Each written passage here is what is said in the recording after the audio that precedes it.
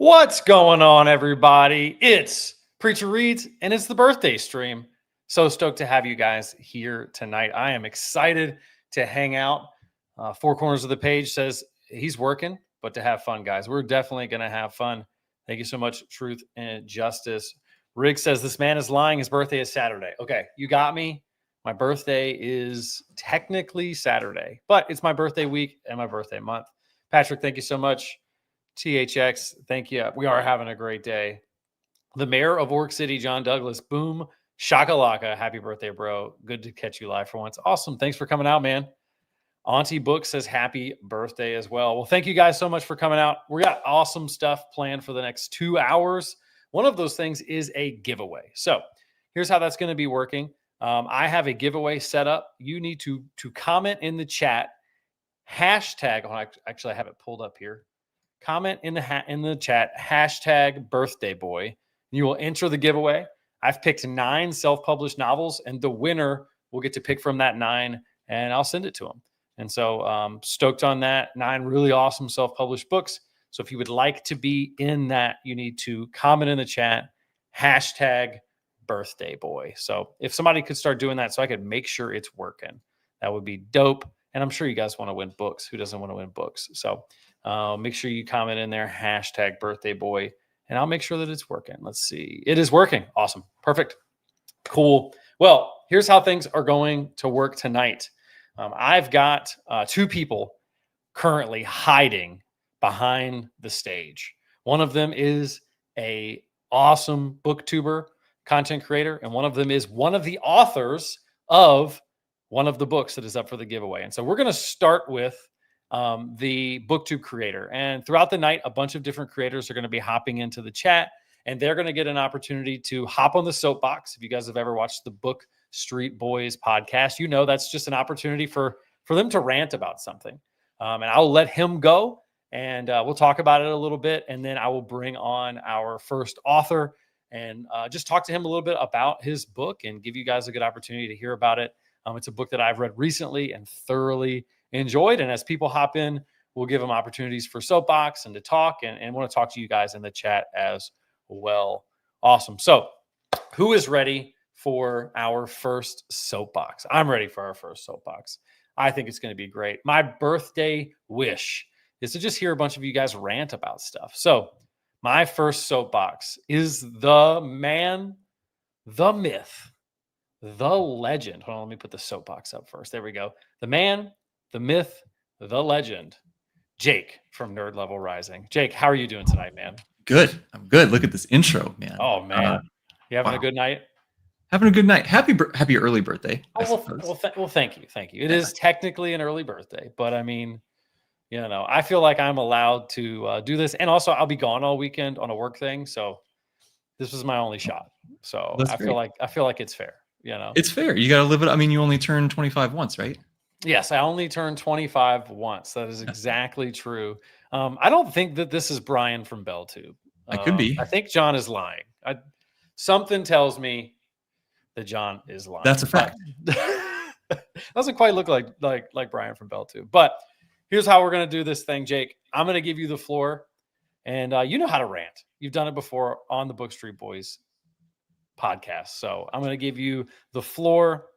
What do you want to rant about today, sir? Oh, okay. Probably not boofing this time. Although it is always a fun. The Discord's been wild lately, dude. Let's say that some of it's my own doing. So yes.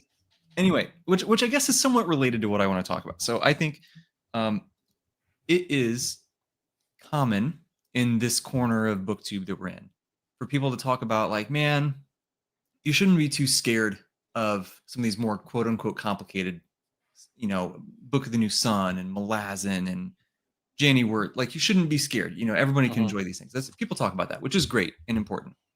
But I think the other side of that is, if you like those things, let's not be scared to like check out some other stuff, right? So like this is sort of at top of my mind right now, because almost every morning, I'm not going to say every morning because there's been that's funny. There's been some mornings where I just didn't have the time, but almost every morning I'm starting the day with like a chapter or two of the third book in Book of the New Sun, Sword of the Lictor. Fantastic. You're getting ahead. You're getting ahead. getting a little bit ahead. Well, I mean, we can't take 6 months between books. No. So Austin. I'm joking, of course. But so I had a couple chapters of that, one of my favorite things. And then I've been doing Empire of the Vampire. Mm. And it's just totally different. It's so simple. It's like there's, is there some themes you can pull out of it? Sure, whatever. But I'm not reading it for that. I'm reading it because it's fun. It's dark. It's got my whatever hot topic, goth, wish fulfillment stuff. And it also has what I'm finding, I'm actually really enjoying this month. I'm not gonna lie, right? It's just fun.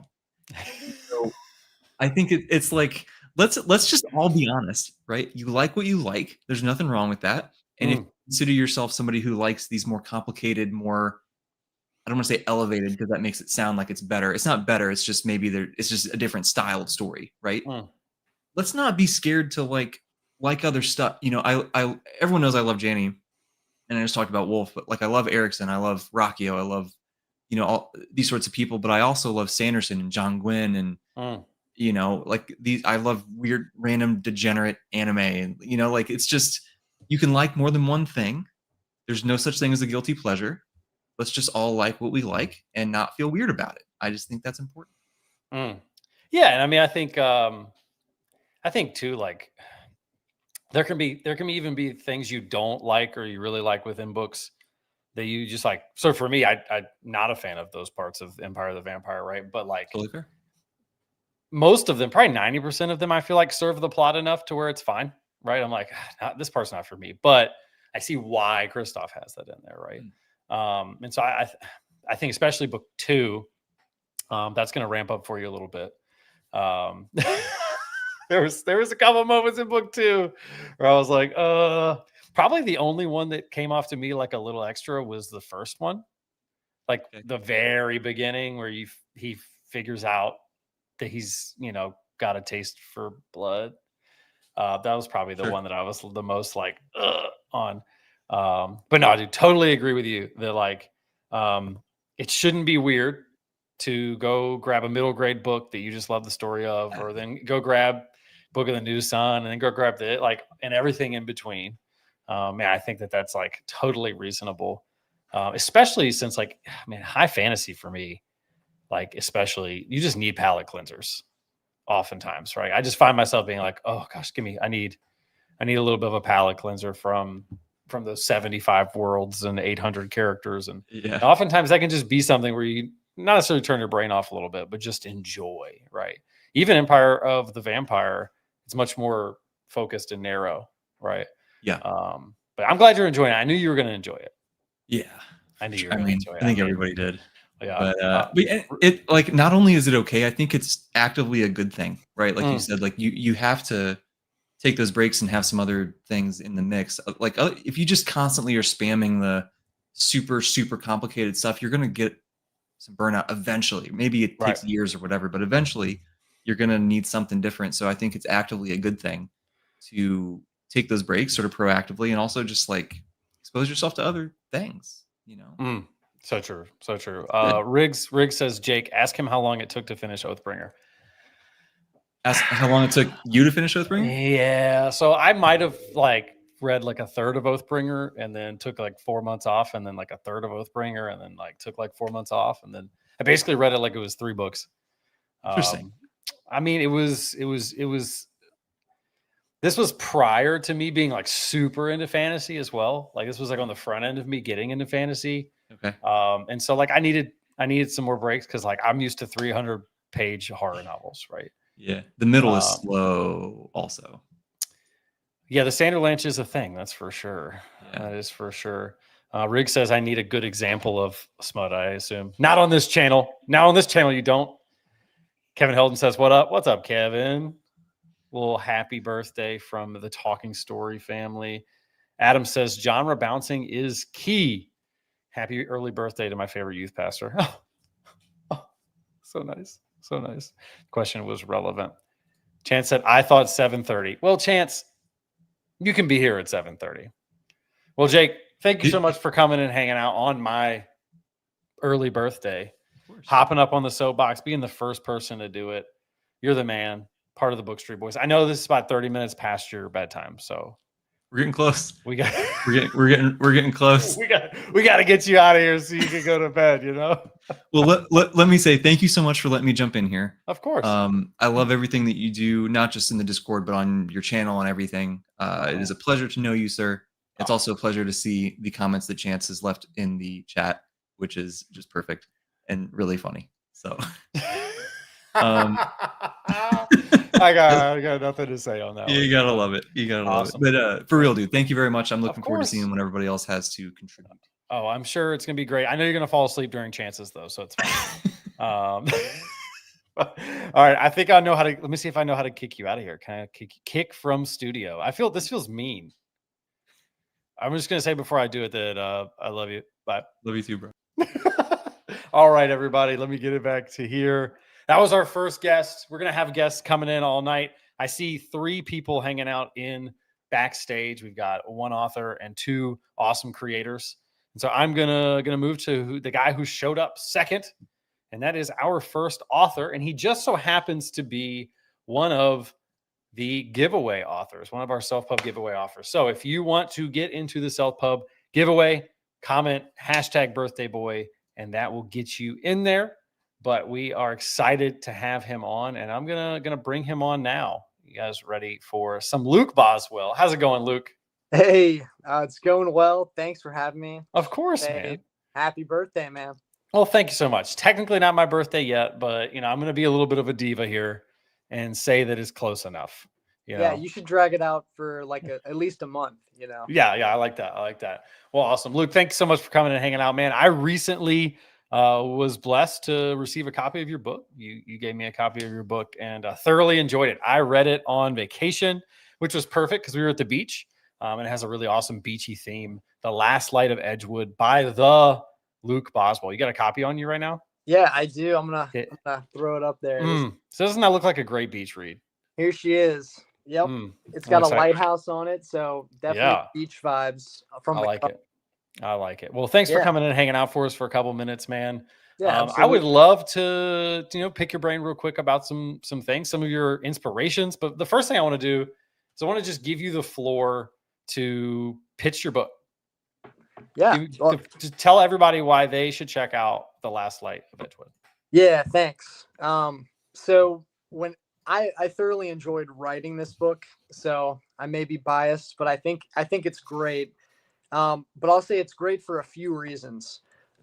One is that it's not like a huge, it's not a lot to chew on. Like you don't have to really like figure out who are all the characters, what's going on, what are the politics of the world. It's pretty straightforward and simple, and it kind of just jumps you right into the thick of things and just takes you on a very character-driven story. It's also not like super long. So I think if you can just make it past like 4 or 5 chapters, things just start kind of clicking, and it just by the end of that same night, you're like, wow, Morty, I made a lot more through this book than I thought I would. But the main pitch I would say for this book is if you would like something that's kind of not so grim and dark as some of the current fantasy that's out there. And I don't really have anything against like the grim, dark genre, things like Game of Thrones, really, which isn't even super dark. But I mean, I know there's a lot of fantasy out there that's even darker than Game of Thrones. But why I would put Game of Thrones in that is because there's a lot of just kind of moral gray. And you kind of say, is this a hero that I can get behind? Is this character someone that like I like? And to me, I like when I read a book, I just want to know like, all right, this is the good guy and this is the bad guy, and I'm just kind of along for the ride. I can trust myself to be attached to the good guys in this story and just like see like how they're going to overcome the challenges that get thrown their way. So if that sounds like fun for you, then you're going to love the book. And then if you also are looking for things that are like clean, written from a Christian worldview, and that are tamed down in terms of like violence, and there's no gore, there's no smut in the book, then yeah, this is right up your alley. Yeah, I when I was reading it, it felt like you did a really good job of grabbing what I think C.S. Lewis does so well. And don't let your head grow too big to stay in the camera here. But one thing I think C.S. Lewis does really well is like the feeling of like lightheartedness and whimsy, but also like the stakes still feel high, right? Like he doesn't have to enter into those places like a lot of like grimdark authors do. Not that they have to, but like a lot of authors enter into those places to raise the stakes, to make it feel like, man, there's a lot that's riding on whatever the storyline is. I think guys like C.S. Lewis, another one would be like Lemony Snicket novels are very similar, where it feels lighthearted and whimsical in a way, but you still feel it feels ominous, right? Like you can build the ominous nature of maybe the bad guy or the thing in the world that is going up against the people that you're supposed to be rooting for without entering into those things. And like that can be really difficult to do. And I know those were some of your inspirations, right? What were your big inspirations? Yeah, absolutely. So yeah, big inspirations for me. I really think like growing up, read a lot of C.S. Lewis, read a lot of Tolkien. I think anyone who's ever written fantasy is like bigly inspired by Tolkien. But then also, I read a lot of the Redwall series growing up as a kid, and I found those stories just so fun. And so like just kind of like, again, like kind of that lighthearted. I mean, it's like woodland critters that are, being the heroes. That's pretty lighthearted. But going back to what you were saying about having it be like lighthearted in a way while having stakes in there, I think there's something to that, which is like if you really dive deeply into the good, then you actually don't have to dive into the evil as much, because anything that threatens how good the good is going to be evil, and it's going to feel like high stakes. If you really dive into the evil, that's another way to accomplish it, because then people go, oh man, that is super evil. That's evil. Then no matter what's good in this story, that is evil. I know that for sure. But that's just kind of the counter, and that's kind of how I approached writing good and evil in my book. Yeah, no, and I thought you nailed it, man. I read it really quickly, and it was a perfect time to read it too, because like I was in the middle of a couple kind of like multi POV epic fantasy 7,000 page tomes that you could use to like also fend off somebody who breaks into your house at night. And I was like, man, like this would be a really good time for something that not only, like you said, has a little bit more of that black and white feel to it, but just brings within it a little bit of hope. And I love reading. I love reading books that tend to lack hope. And this is going to sound weird, because I think that those books oftentimes do the best job of describing like the depravity of man. Yeah. And like big Stephen King fan, because I think the thing that he nails the most is that like the capacity for evil exists in all of us, but then also the capacity for good exists right in all of us. And I think that he handles that very well. But I thought you showed really well in your book that like you can bring that up, like you said, almost by highlighting the capacity for good to the detriment of the capacity for evil, and just letting that be more mysterious, right? Like we knew those people existed, but we weren't really in their heads, and we weren't really seeing them. Like the antagonists were almost kind of clouded in mystery for the most part. And we got to spend more of that time in the heads of the people who were kind of the triumphant and valiant characters. And I thought that was done really well. Yeah. One more quick thing I'll say about it is I think every great story starts at home and then ends at home. But do you end at the same home, right? Like, and in a way, we all start in a home, right? We grew up with, parents and siblings and whatnot, and we go out into the world and we end up in a new home with a new family that has been given to us. And so this is like the start of the journey. So this is book 1. I'm currently writing book 2, hoping to get that out soon here. And so this book is like home. Edgewood, per the title, The Last Light of Edgewood, the town of Edgewood is your home here. And like I just wanted to let my readers like just kind of sink their teeth into Edgewood and just like really feel like this is my home too. And then when we go on a journey in books 2, 3, there's gonna be a few. I'm not gonna give away how many there will be, but then it'll create this like desire to go back home, and everyone's gonna be like, oh man, I want to go back home, and then that can lead you to a good ending. So that's my hope, at least for the series. And it ended in a way that I was like, hey, can we have book 2, please? Now? Yeah. Would like book 2. But yeah, guys, highly recommend checking this book out. Like I said, it is one of the 9 books that is in the giveaway. So if you win, you have an opportunity to grab that. Really good question here by Pat Kraken. What's the best place to purchase the book to support you? I guess the best place is just Amazon, unless you happen to live in my town, and then just message me and I'll come and drop it off to you at your house or something. But funny enough, on Amazon. Funny enough, great story is that when you reached out to me, I sent you my address to send me a physical copy, and you were like, "Hey, this might be a little weird, but like, we live 15 minutes apart. Neither of us knew this, right?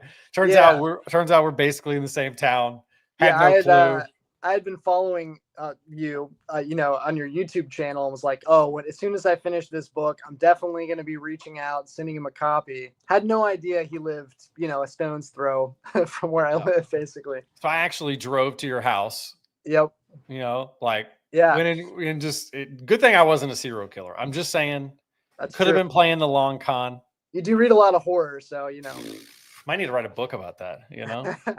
Could have been playing the long con, but no. Thank you so much, man, for sending me the book. It really did enjoy it. It's funny. I actually ended up between your book and then Weird Space by I think it's A.M. Wiley. I believe this is his first.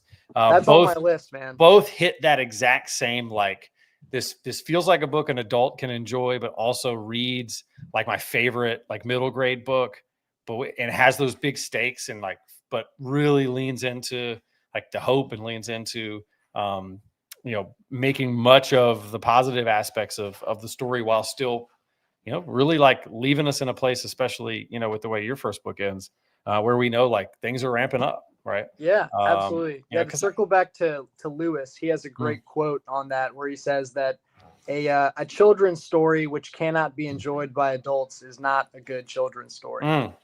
I think there's something to that. So yeah, I like that. Adam Bassett said your approach is a really cool approach, and he writes fantastic books as well. So, I mean, you must be onto something. Thanks, Adam. I'd love to see your works. Yeah, you should grab his stuff. He's got some really awesome cyberpunk stuff that I thoroughly enjoyed. Really, one of the first self-pub novellas I read that was this is just top tier. He's got some really good stuff. So awesome. Auntie Books says, I love that quote.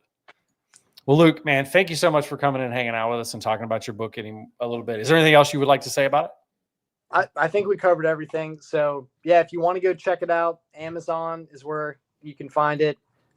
Check me out on Goodreads. You can see Preacher Reads review on there, so that he definitely has read it.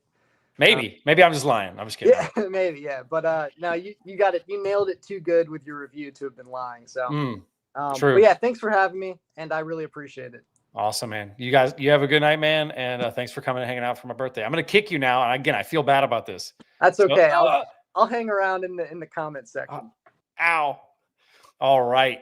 Well, we have moved on. Next up on the docket, the third man, the dude ready to get on the soapbox. He's probably tired because school's been hard. I think I just saw him studying while waiting, and that's perfectly fine because I know he's got a lot going on. And that guy is the Zachary Shea. How are you doing, the Zachary Shea? What's up, man? Happy birthday. I'm doing good, man. I'm enjoying this time. Thanks for the happy birthday. How's school going? I know it's crazy.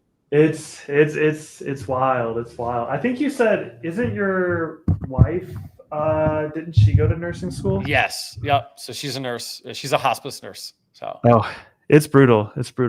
Yeah. But yeah. She I remember very vividly her being like, hey, if I get a C in this class, I can't graduate for another year because they won't let me take it until the same semester of the next year. I was trying to get married. I was like, that's not cool. You gotta get a B in this class. I remember being really stressful for her. So C's do not get degrees in nursing school. Yeah, my TBR, like I had it planned out. I was like, all right, and in October, I'm gonna hit the Yellow King Discovery. I just listed off a bunch of horror books, and then once the semester started, I'm like, okay, maybe one horror book in October Mm, if I can find time. Like that's how massive the workload is. So mm. Nice, nice. Well, before I let you jump on the soapbox, just a reminder: comment #birthday boy if you would like to win a self-pub novel. I just saw someone hop into my backstage who may be on that self-pub novel author list. So he's second up in line. He's got to wait behind the next YouTuber that's hopped in after you. So, but it's time to give you your flowers to let you hop up on the soapbox. Your last rant really hurt a lot of people's feelings. You know, what was my last I think one? was the road one the last one? No, my last one was Oh. that people should read the songs more. Oh no, that one didn't hurt anybody's feelings. Yeah, yeah. The road one though, And I got stand by it. it I'm got some proud of that one. it got some comments. That's all I'm saying. It got some comments, man. But all right, Well, sometimes the truth hurts, my friend. all right. The soapbox is yours. So I've noticed that on BookTube, there's been like a lot of hype around manga lately. And I really feel that like American comics have been stepped over by our space. Like, I don't know. I think there's a lot of booktubers who like push the narrative that comics aren't as good anymore, or that, you know, all the great storytelling is over at the manga section.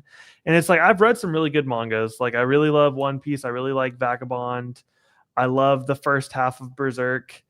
And that like, this is not any manga hate, but I think so many people go into comics thinking that you need to know like 100 years of history. And yes, Lock and Key, I actually have the deluxe edition. But like genuinely, you just need to read, just pick a writer you like and read some of their runs. And you don't have to worry about 100 years worth of. Vagabond was pretty good. I like Vagabond. But you don't have to worry about like a century of lore for these characters. Like a lot of writers, when they're jumping onto this characters, they're telling their own story. So if you want to read like Tom King's Batman, you don't need to read every other person who's ever written Batman ever. Like you can just pick up with a new creative team and go. I think why mangas do so well is because they have the same creative team throughout. But my issue is that like mangas, like most mangakas, when they have their manga that's successful, they have that one manga. So they're like written not to end. Versus comics where it's like if it doesn't sell well enough, Marvel and DC will pull it off the shelves. So it's like each chapter they're trying to do their best. Whereas like manga, I feel like oftentimes can stagnate and the story doesn't feel like it's moving forward fast enough. Yeah, I think it makes a lot of sense. I just picked up a couple more graphic novels, and I feel I like saw. like Didn't I'm you get leaning, Watchmen? I feel like I'm leaning that direction over manga. In my experience, just in like 20th Century Boys has been very good. Mm-hmm. But like, so I just finished American Vampire Volume 1. Really, really liked that. That's Scott Snyder, right? Yes, and King's involved in some way. I thoroughly I picked up The Watchmen. I just bought yesterday Batman Arkham Asylum, which loved the video game. So that's where I was going with that one. And which one of the Superman ones? The Superman one where he has cancer. I was told that was the one to grab. Oh, All-Star Superman? All-Star Superman. Yep. So I have that. I've read one Lock and Key volume. I thoroughly enjoyed A Basket Full of Heads by Joe Hill. So yeah, I'm feeling you. I agree. I will say, I think two things. I think you're right. I think people are confused by where to start. Right. And then secondly, and this might sound a little overly simplistic, I think that people know anime. I think they're like, oh, that's the anime. That's the manga of the anime. And so then they grab it. I think that's part of it for sure. I think you're right. And I mean, yeah, it's got to just be the approachability, because like you've been watching the anime and then you can go to Barnes and Nobles and you can see Hunter x Hunter, One Piece, Berserk. You can find volume number 1 so easily. Versus like you look at like the DC or the Image Comics or the Dark Horse and you're just like, where do I go? Yeah, I think that's fair. Dan to Dan for the win. I've watched 6 episodes of that anime. What in the world? I love Dawn to Dawn. I think it's great. it was something. Can't wait for the sequel, Canadian Vampire. I'm back to watch a little bit. Not asleep yet. Awesome. Dark Horse and Image are my favorites. I don't know what that's a reference to, but I'm excited. I did take a peek at the Batman Arkham Asylum, like at the art style, and holy weird. Like, really super like drug addled, like nightmare level. Like, it was weird looking. I was excited for it. I enjoyed that. I haven't read that one. I recently got these Rom V detective comics from my library, and they're like gothic opera Batman. But I'll warn you, okay, so I talked to Tom Orange about this too, and his sentiment was kind of similar. I actually don't like Grant Morrison's comic books that much, which he's like a really polarizing author. Like, people either think like this is the greatest Superman ever written, or it's like I personally don't really get the hype, but I'm excited to see what you think of All-Star Superman, because it is like one of the most beloved. Okay. But most Grant Morrison comics I read, I'm just like I don't get it. Actually, one of my college students at church was like, if you read that, I'll let you pick any book out for me to read. So, and you're gonna pick Red Rising? Deal. Yeah, he's reading Red Rising. Of course he's reading Red Rising. Right on. Of course. I mean, that, and he actually let me pick 2 because he was already going to read Red Rising, and then he wanted something with religious themes that was really like was horror. So he picked up Revival by Stephen King. So okay, which is super, super good. But I agree with you, man. I think more people should. I'm enjoying that medium over manga for sure at this point. Even though 20th Century Boys was really good. I haven't tried that, but my experience with manga is like it just goes on. Like One Piece I actually genuinely like, and I think it justifies its length. But like so many of them, I'm just like, okay. Yeah, I think 20th Century Boys is done and not that long, if I remember correctly. I want to say it's like 12 of the like decent sized issues. Like, I don't think it's super long at all. That's the same dude who wrote Monster, right? Yes. Yep. Yeah, Thoroughly enjoyed it. Religious themes plus horror sounds like Book of the New Sun to me. This kid's read like 2 novels. You think I'm going to tell him to read Book of the New Sun? He's going to be like, huh? Too confusing. Can't do that to him yet. But awesome, man. Well, thank you for coming and hanging out and hopping on the soapbox. I've got a nice line forming in this backstage. I don't want him to get mad at me, Heck yeah. Well, there's a guy in a tweed jacket who looks a little angry that he's not on stage right now. And I don't want to make him mad, He may or may not have some books on your bookshelf. Yeah. So all right, I'm gonna have to kick you. I'll enjoy watching. I feel bad doing this. Oh no, I need to study anyway. But I love you. Go study. I'll see you later, man. Thank you for coming and hanging out. Bye. All right. Next up is another YouTuber who recently had a fantastic video with a bunch of different YouTubers who got together and recommended books that healed or helped them to deal with something that they were struggling with. I thought it was an awesome video. He asked me to be a part of it.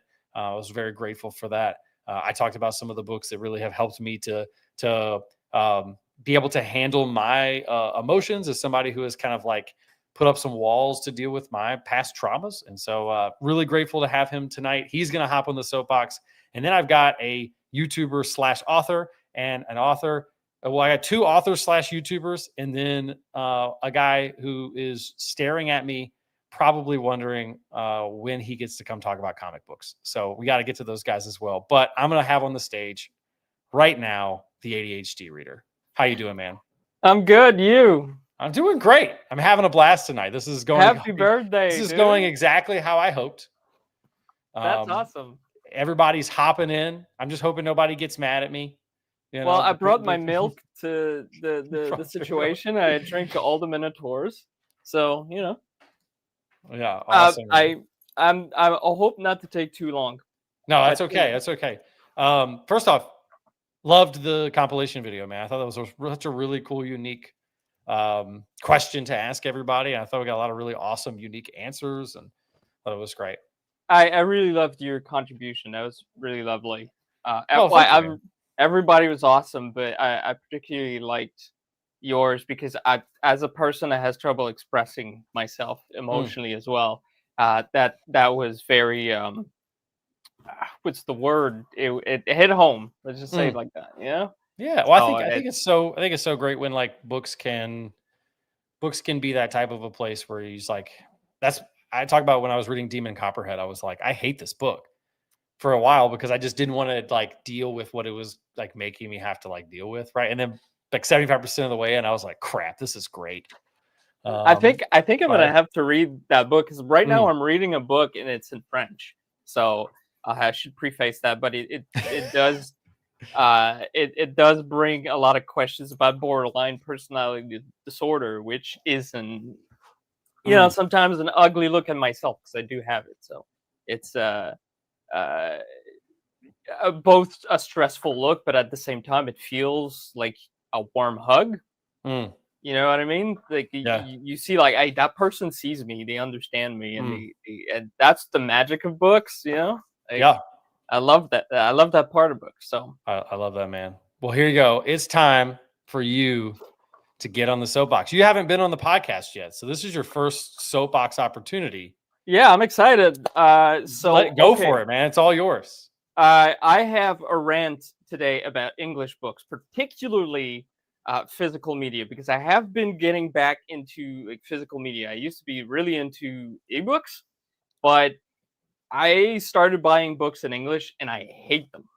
I hate them because I am used to French book and I have a presentation. I have a physical comparison, okay? I have like a whole collection of books here to show you the goodness of what the physical French books are like. And I'm going to start with just the regular paperbacks because, like, let's face it, English paperbacks, the hardcovers were pretty good. They're pretty, like, decent. They tend to be the same size. They tend to be, the quality has gone down in the last few years, but, you know, no complaint. Like, some of the special editions are great. So, but when it comes to paperback, English books and publishers need to really get their stuff together because it's awful.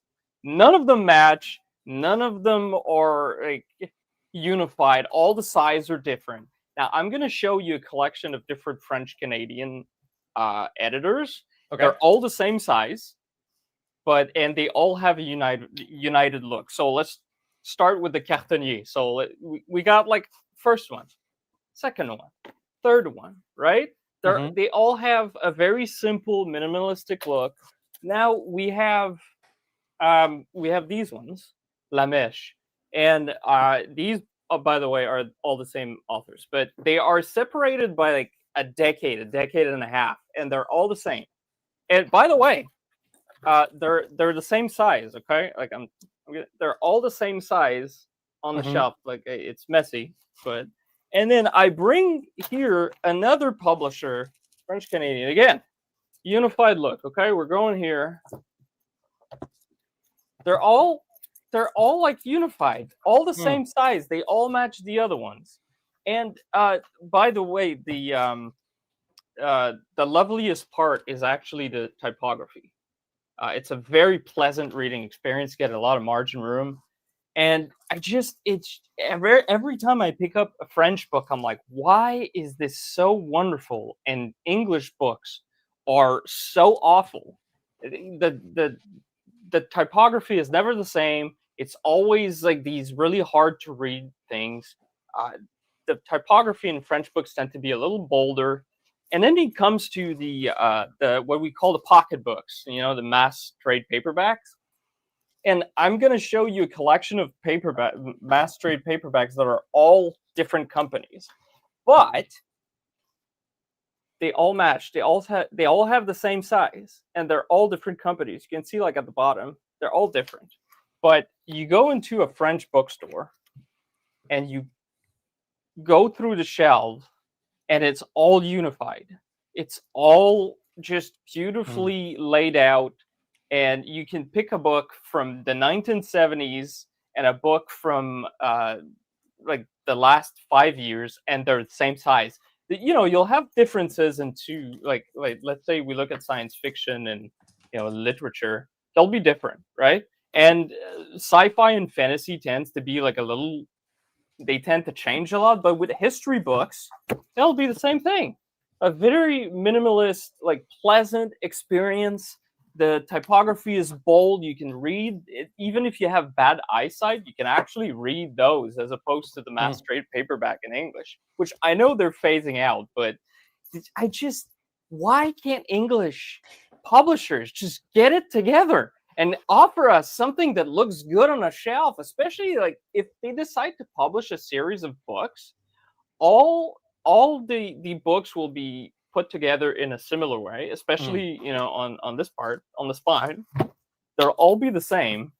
And by the way, this publisher and the French Canadian publishers for the past 20 years have all been the same. They've been in the game for a long time, and they just decided to go with a look and keep it that way. It's just magical. Like you look at your French library and bookshelves, and they're just all beautifully laid out perfectly. And like every publisher, you can look at a publisher and say like, that's this, and then that's that publisher, and that's that publisher. They're all perfectly the same size. It's just wonderful. And you don't get that in English. In English, even Orbit as like the best, like objectively the best trade paperback in the game for fantasy and sci-fi. But none of them are the same size. They're always all over the place. You got like New York book reviews that are like New York, I think NYRB. But those like and Penguin are kind of unified, and that's great.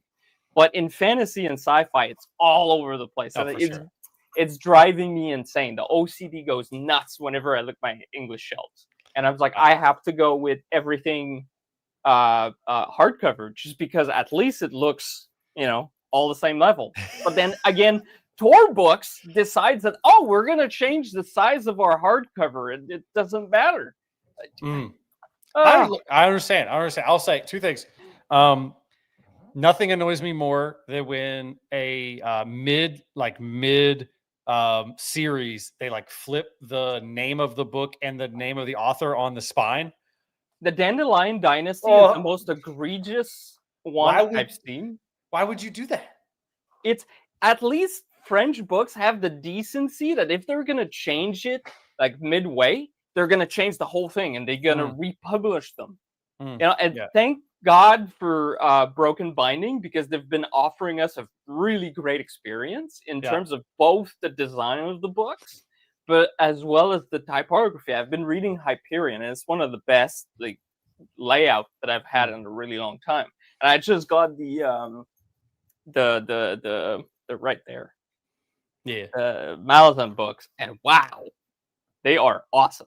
Yeah, they look beautiful. It's just so. Why can't we have nice things like these, which are nice all different companies? Yeah. There's people who only buy their books like this, and they have entire shelves of all the same look, and most of them are typically from Folio, this company, so they all look the same.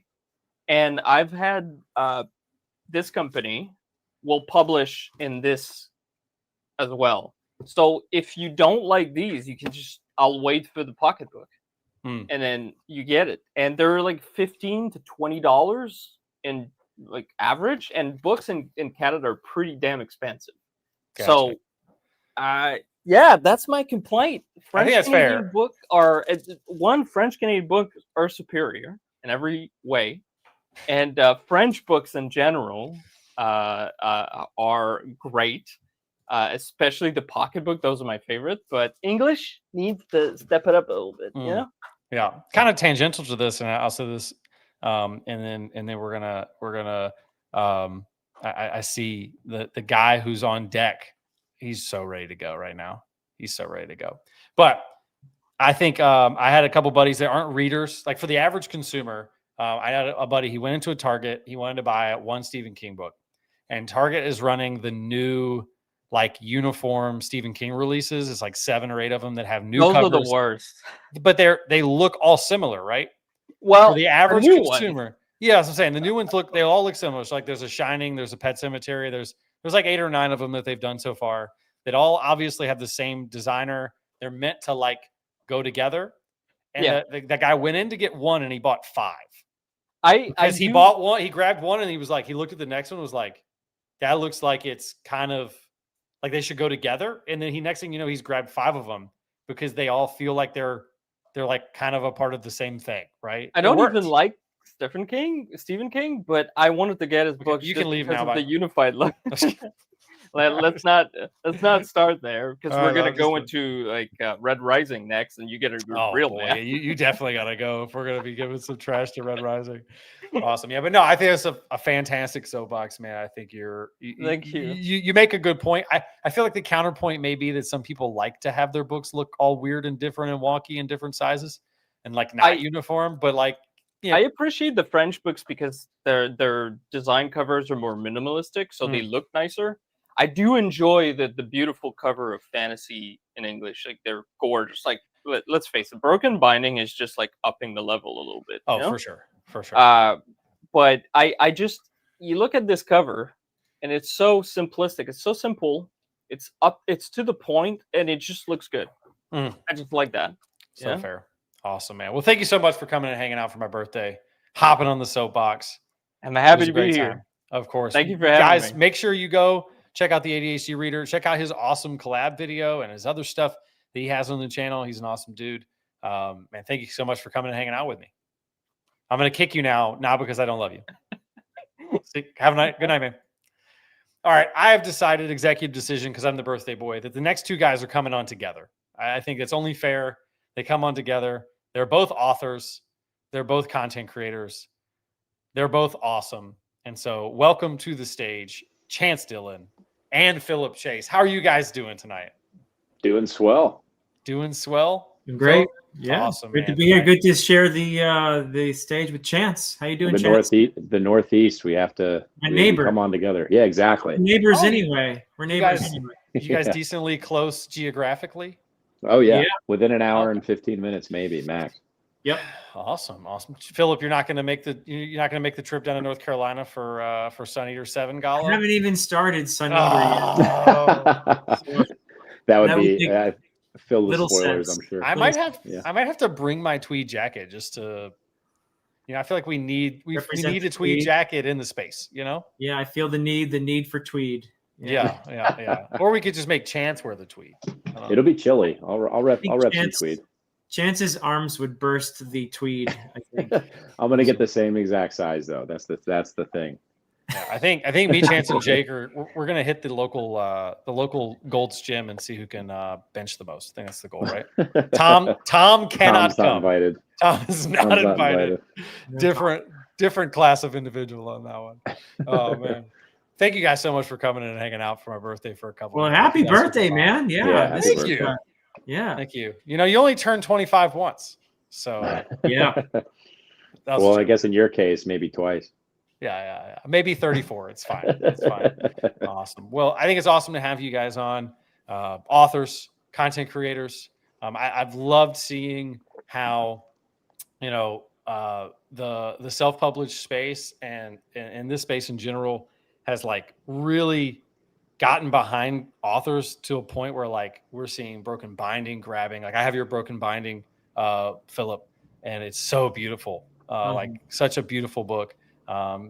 Seeing Chance's book get put all over YouTube with great reviews and people talking about it in such a short time. Like it's been so awesome to see the community rally around.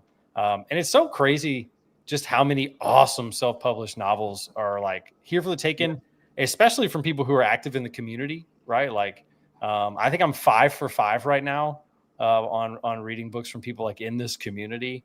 I am waiting until I am past November. So December, my plan for December is to start The Way of a Dan. Oh, okay. I gotta get. I've just picked up way too many fantasy series. Like I'm in that place. It's a problem. I'm in that place where I'm like, I've got to finish something, or else I'm in trouble. Right? So getting through November will get me finished with Empire of the Vampire. It'll get me finished with Sun Eater. Cool. It'll get me caught up with the Will of the Many. Like I'll have a couple things out of the way. And then I'm excited to jump into it. It keeps looking at me on the shelf, and it's absolutely gorgeous. So keeps looking at me on the shelf. And both of y'all's books are in the self-pub giveaway. So just going to chat about that for a second real quick. Nice. Comment #birthdayboy, and you can win either Chance's book or Dr. Philip Chase's book, which are two awesome options. And I really would love to know, though, are you guys ready for a soapbox? Do you guys want to get on the soapbox tonight? I have no idea. I didn't know I was supposed to. That's okay. That is perfectly fine. Chance, did you know you were supposed to be on the soapbox? I came up with something last minute, and oh boy, so no. That's okay.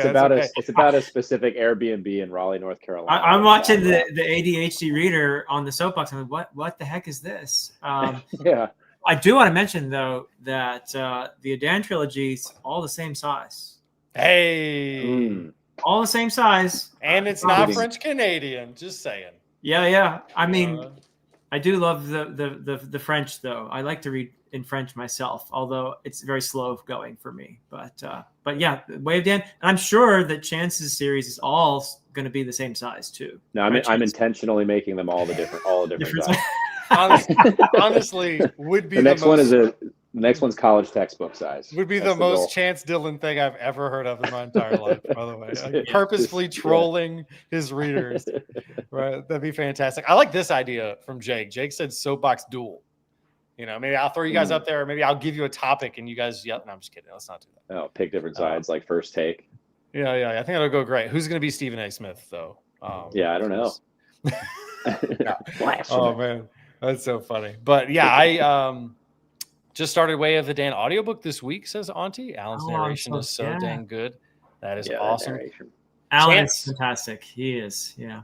Chance, if I remember correctly, you've got some recent do you have recent news in regards to audio? Yeah. Four book deal with Cantor Media. Yeah. Everything's kind of in the works right now. I think I'm supposed to get back narrator samples within the next, I don't know, X number of weeks. I really don't know. It's a machine. It moves, and I'm just, I'm in it. But I'm really stoked about the opportunity to be able to bring it to life. Like without the production cost, with the expense of you give up some control. But I'm happy about it. I'm very happy that it's going to be out there. At least.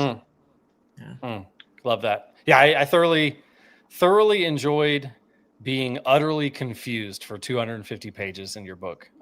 Thoroughly enjoyed it. Because it felt, obviously it was purposeful, right? We mentioned this in the last podcast episode that one of the things that I always lean towards is I tend to be okay with things that normally I'm not used to, as long as I can tell they're purposeful by the author, right? If it was meant to be understood, but I was confused, that's very different. It was very purposeful that we were dropped in Elden Ring style with no expectations of I'm not holding your hand, figure it out, right? Man, I thought that was such a unique experience. To feel that and to kind of have to trust you to give me the breadcrumbs and trust you to eventually get me to that place. I thought it was done really well. It's a big ask. Really well. But I think in the future, once the series is complete, I have a lot of faith that that ask will be well warranted. That's my goal.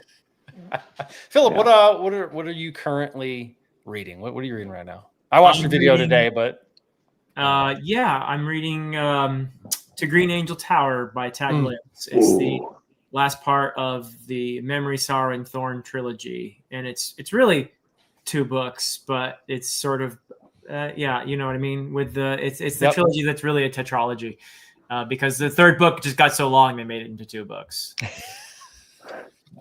I'm currently on Ashes of Man right now, so I know that's what happened with Kingdoms of Death and Ashes of Man. Those were 1 book, and I think the publisher was like, "Sir, books don't get that big. We're not allowed to do that." And you can feel it in between those. But I have those on my shelf. That series, and it's so pretty. I have the broken binding editions. I've been reading that. And then there's another one for the ADHD Reader. That font is so generous and so lovely to read. I'm in heaven reading because I can't even read the mass market paperbacks anymore. That just the font's way too tiny for me. So that would be my soapbox. I think is that Memory, Sorrow, and Thorn is often talked about, not often read, and it is one of the most like fabulous trilogies I've ever read. It is so dang good. It is a bit of a slow burn, and but I don't know. Even then, I just feel like it's so easy to fall in love with Tad Williams' writing, in that whatever page you're on, and just the way that he presents perspective and characterization, and the little pieces that he puts throughout the story. I think they really equipped me, because I was talking actually about this within a conversation with Eric Bowden yesterday.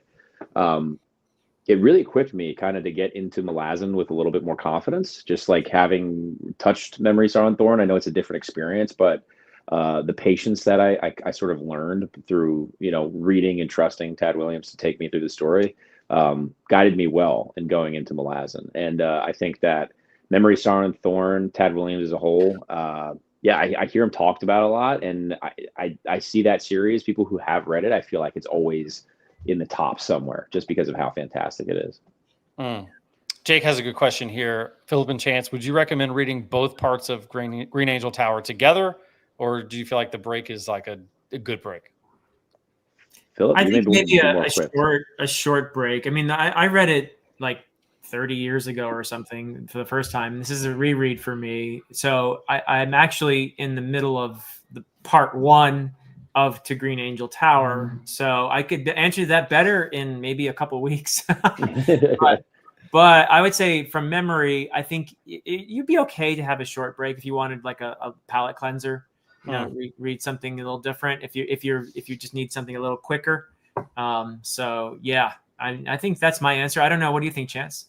I think the paperback that I read, it was all one, and so for me, and it was all like massive. But I remember reading it, getting to the end of that first part, and needing to dive right back in. But there was no. I wasn't intending on putting it down after, because it wasn't for me. It wasn't split up. So I just sort of like went into it and kept going. But I do remember the end at the half point, I'm like, oh no, like I can't stop here. Like I just remember feeling that for some reason. I can't tell you why. I can't tell you why, because it would be a spoiler anyways. But yeah, no, it's very, very, I would burn through it, but that's because I'm a psycho. Yeah. I feel like all of the Broken Binding, the fantasy books that I've gotten this year from the subscription are all like on my shelf looking at me like, read me. And again, similar to your book, Doctor, is that like, I'm just sitting there going, I can't do it. I can't start yet. I've got to finish some of these other things. Yeah. So I think once December hits and I've caught up on a couple stuff, those will also be on the docket to like maybe start a new series, because they do just seem epic in scope. Right. And I just I have too much epic in scope right now that's unfinished, and I want to make good choices. But I'm mood reading more. So I'm like kind of back and forth on that, because my last month or two of reading has been so good.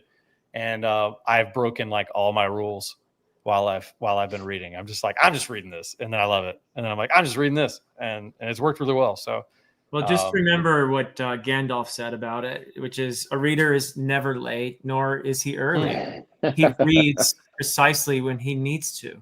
Right? I think that's fair. And I do not have, you mentioned whether or not I was going to have, a speech. I do not have any speeches. No Bilbo Baggins speech. Oh man, no Bilbo Baggins speech. I'm sorry. No magic ring. You're going to disappear on us or anything? No. And my buddy Riggs here, he's in the chat, is my best friend. He does not think Lord of the Rings is as good as people think it is, and so I wouldn't want to hurt his feelings. And, Whoa. Yeah. I don't want to throw the guy under the bus, but he is a little bit of a hater. I'll drive the bus. He's a little bit of a hater, but that's okay. He's fine. He likes, he likes to be contrary. He says he thinks the movies are good, but he likes his dark fantasy. He would be, he'd be the kind of guy who thinks that Mercy Tears of the Fallen just needs to be a little darker, Oh, whoa, that's wild. Whoa. Okay. Hey, Dan isn't. I was actually talking about this today as I was filming for a particular video that Preacher's putting up. Wait, you filmed it? Yeah, I sent it to you on Drive. Did I not send it to you? I'm just messing. Oh my gosh, I would have been so mad. But yeah, Dan doesn't shy away from. That's not to be classified. I think as anywhere close to grimdark in that way. But I just think the darkness is not shied away from in a way that's so honest and real. So yeah, it doesn't. It definitely. I don't. I maybe I do see it talked about in that way sometimes, but I feel like it deserves its credit there for sure. Yeah. Well, and there's like always the question, right, of what makes something grimdark versus having like, because I mean, if an adult fantasy novel doesn't have real dark stakes, like probably missing, but that doesn't mean it's necessarily grimdark.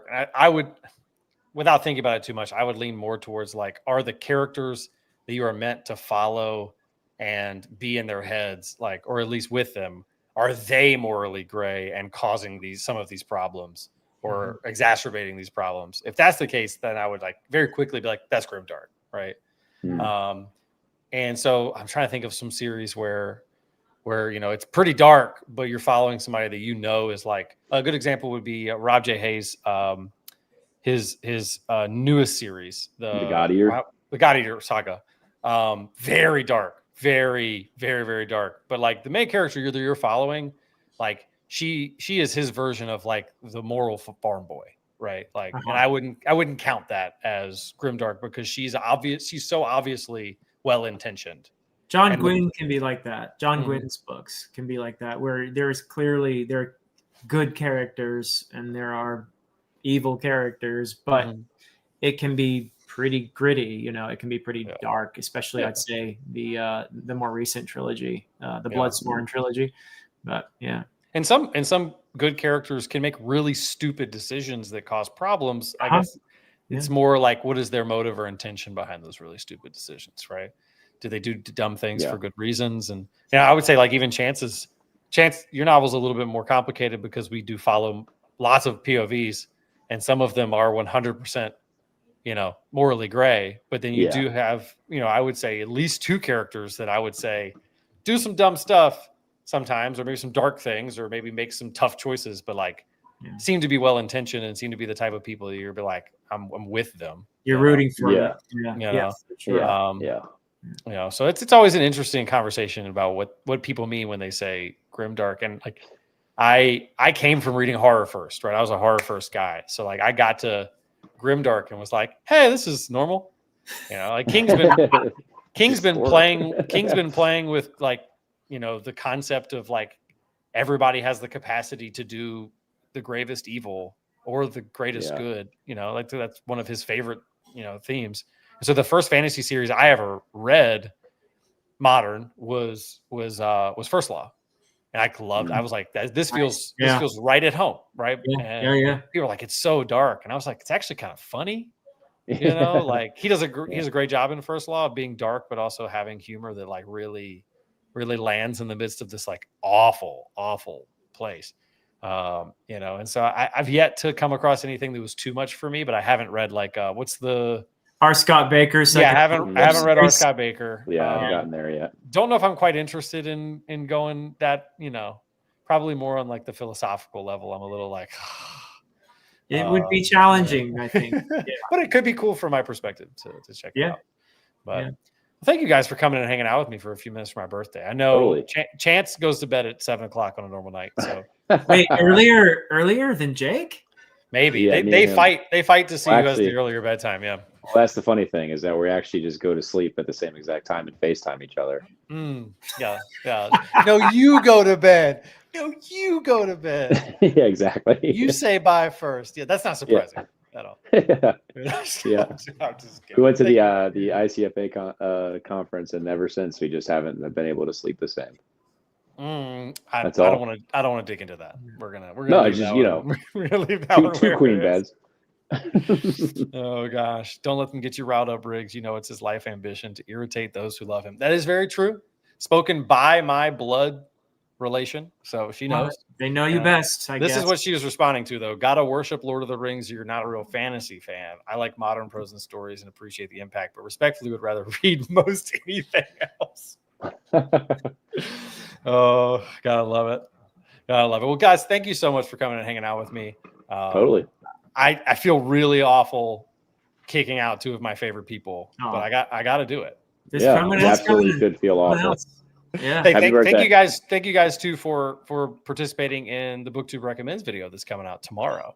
Yeah, all about self-published books. So I'm really excited for that.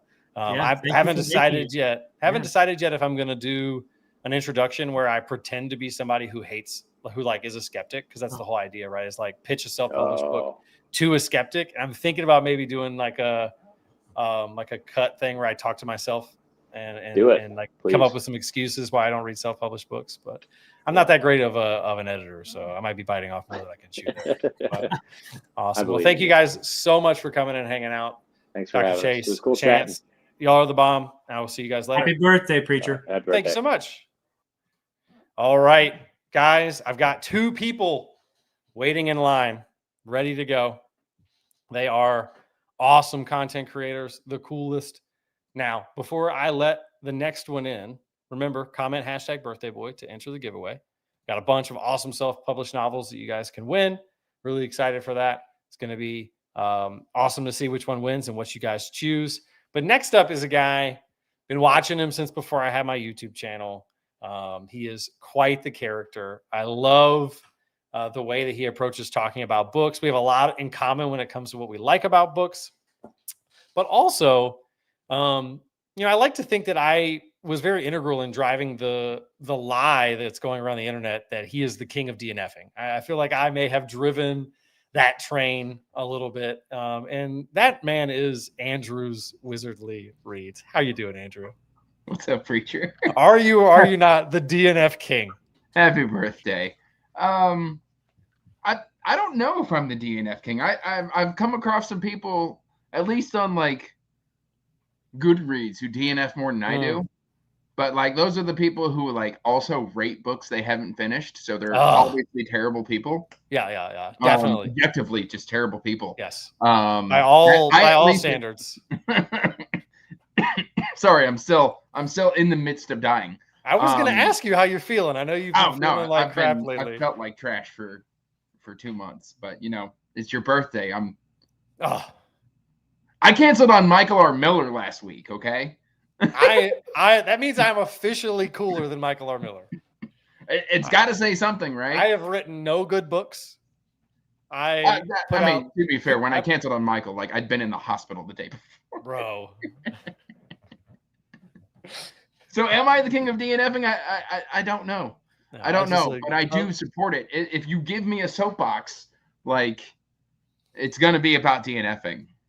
I mean, I was going to give you a soapbox, so maybe maybe we need to hear about the importance of DNFing. I think most people do, because the sunk cost fallacy is just absolutely killing people these days. All right, well, here, let's do this. There's your soapbox, sir. Hold on. One more thing. My soapbox? And go. Okay, so the importance of DNFing cannot be overstated. Essentially, the average the ambitious reader reads 50 books a year. If you extrapolate that out, if you live a long life, read about 3,000 books in a lifetime. And frankly, I've got a third of that on my shelves right now, only half of which I've read. And I've already read over 1,000 books in my life, which, to be fair, if I did not DNF, that number would be so much smaller, because I would be reading books I didn't like, losing the passion for the hobby, and frankly, not reading as much because I'd be burnt out because I read books that didn't sing to my soul. And that's why I think people should embrace the DNF. The sunk cost fallacy is ridiculous. In fact, this is going to be controversial. I'm going to bring up Stormlight Archive. So between books 4 and 5, the first 3 books, fantastic. In fact, I'm in the rare group where I think book 3 is the best. I love that book.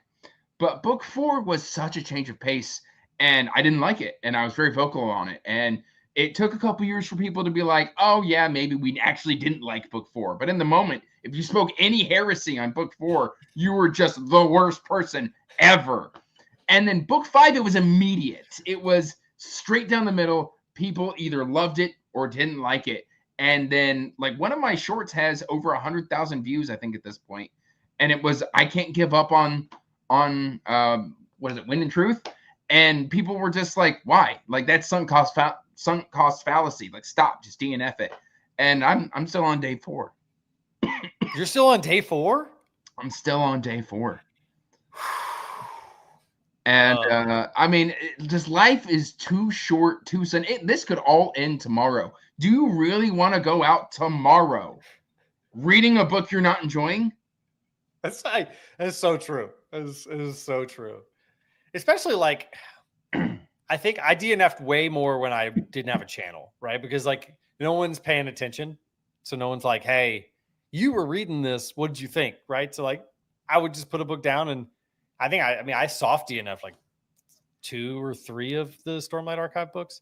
And so especially soft DNFs before I had the channel. Now that I have the channel, I think I've only DNF'd 1 book this year. No, you got to embrace that DNF. Ironically, was a book I read because of your channel. Which book? I'm not saying it because it was self-pub. No. It was self-pub.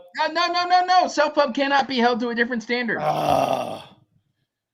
If we're going to treat self-pub just as good as trad, then we need to speak of them in the same breath. Okay. All right. Well, let me preface. The reason I DNF'd this book was because it was way too gosh, I don't even know how to put this. I know I'm blanking on the name of the book. You interviewed the author. That doesn't help me. Right. You interviewed the author. The world was like alive. There was like these little gods. John Bierce. Yes. John Bierce. Yes. I did DNF that book. That's fair. I've actually got it right here. This one. Yes. So my that's actually when we first started messaging. I think so. So.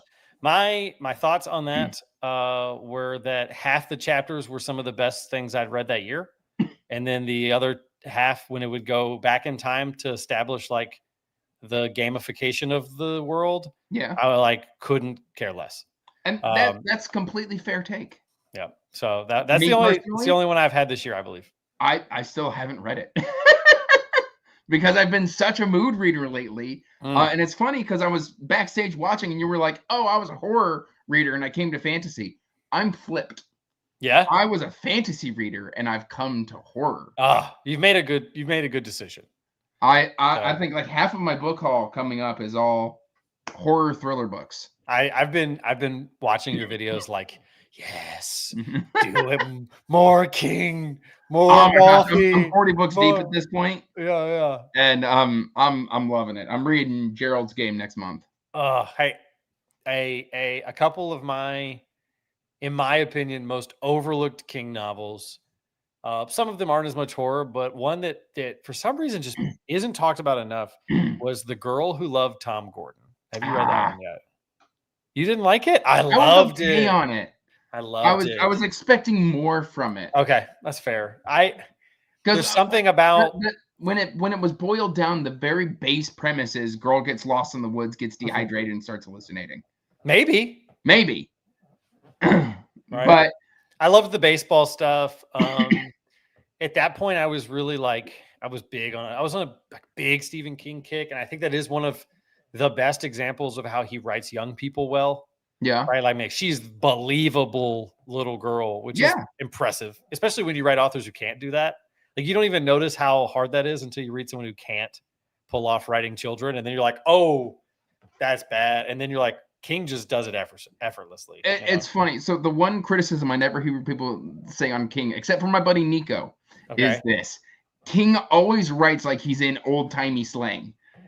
He's always writing like it's the 70s. It doesn't matter if it's 2011. And Nico went up. What was that book? It was the one with the portal, Fairy Tale. He was like, I can't believe that this is 2011 and that I'm reading a teenager, because he's saying like, oh gosh darn golly, like, and King does that. Oh, the King writes like it's the 70s or the 50s. I personally love it, but this is Nico's book reviews. Yeah. This guy right here? Yeah, that guy. What's up? How you doing? Nico, the timing of that was just perfect. Oh, no, 100%. Nico's gonna be. I kind of feel like I should change my rant to just be anti-Stephen King now.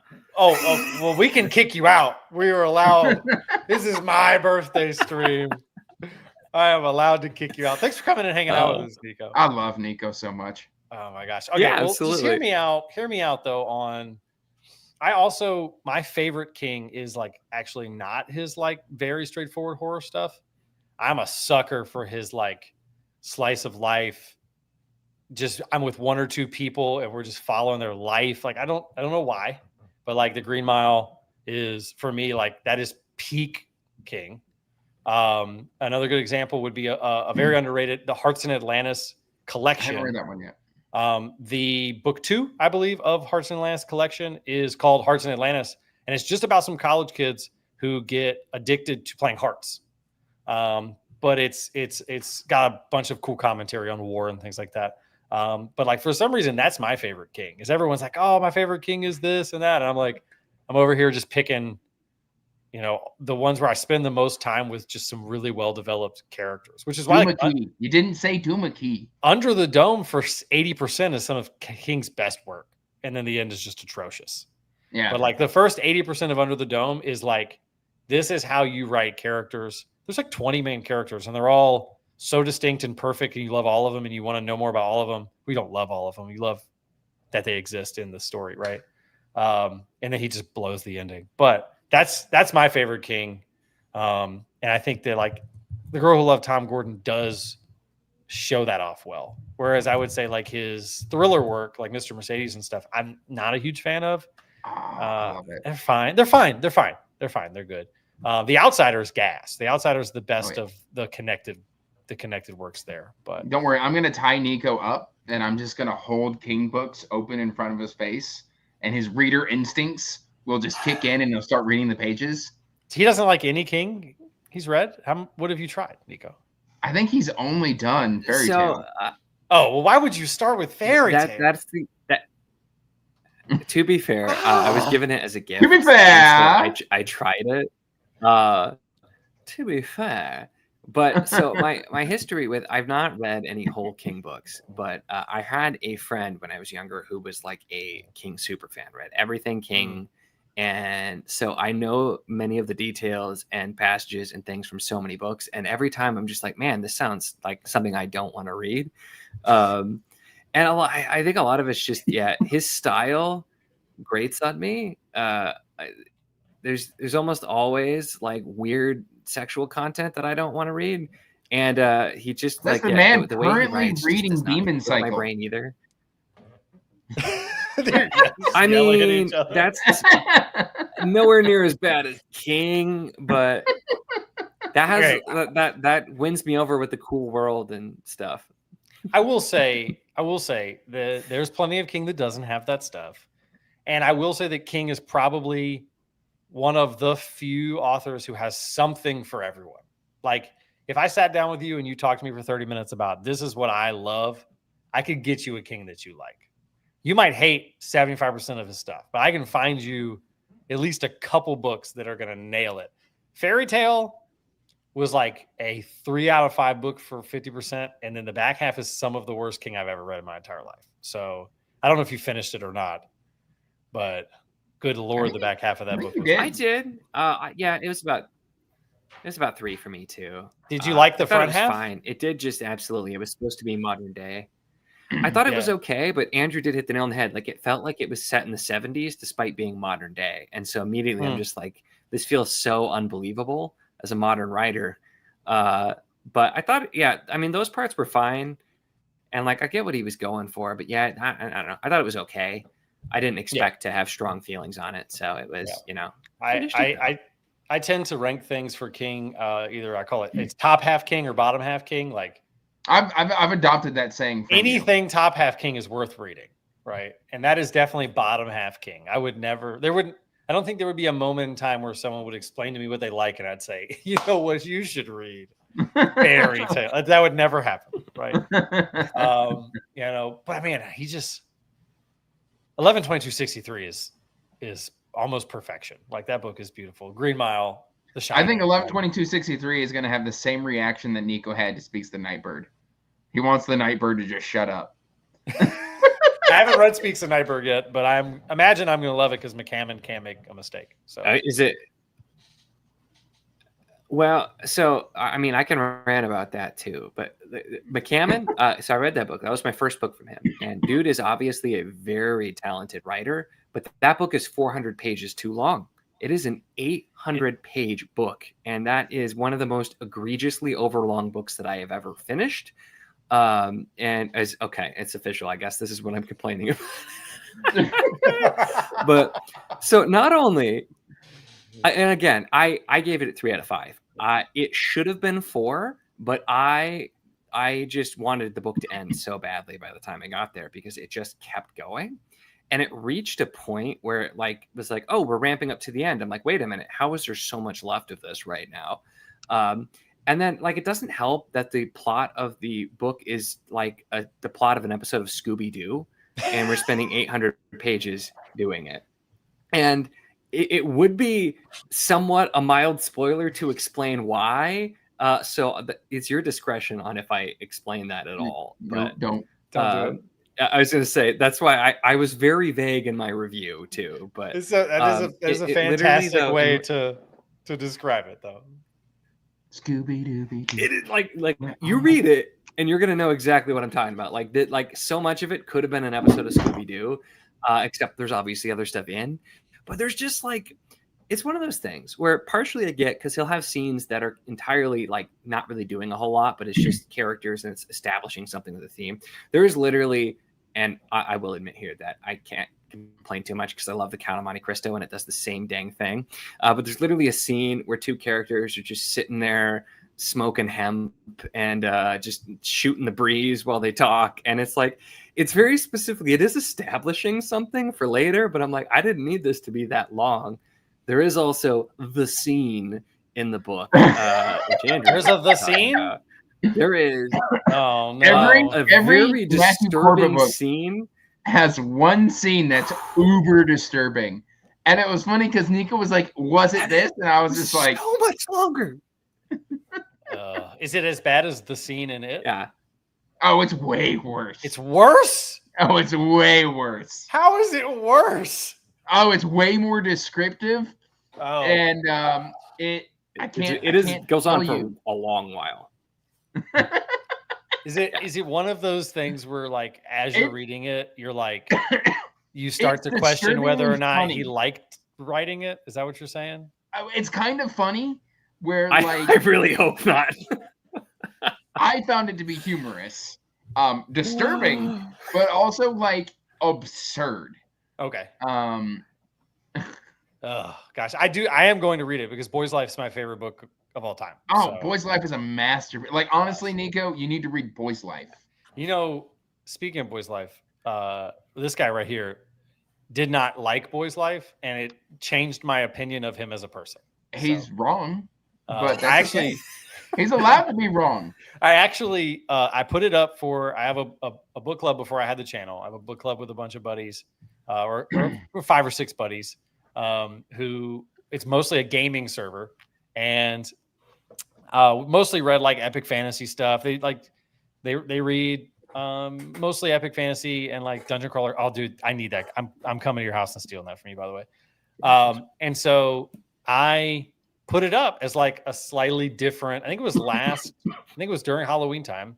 This is a slightly different fall read, and they all hated it. Literally everybody else. There was 6 of us, and it was 5 hates and me. And I'm just this is my favorite book of all time. Thanks, guys. And they just trashed it. When we met to talk about it, it was just an hour of them just trashing it, and it really hurt. That makes me sad. It's such a good book. I don't know. Are you sure they know how to read?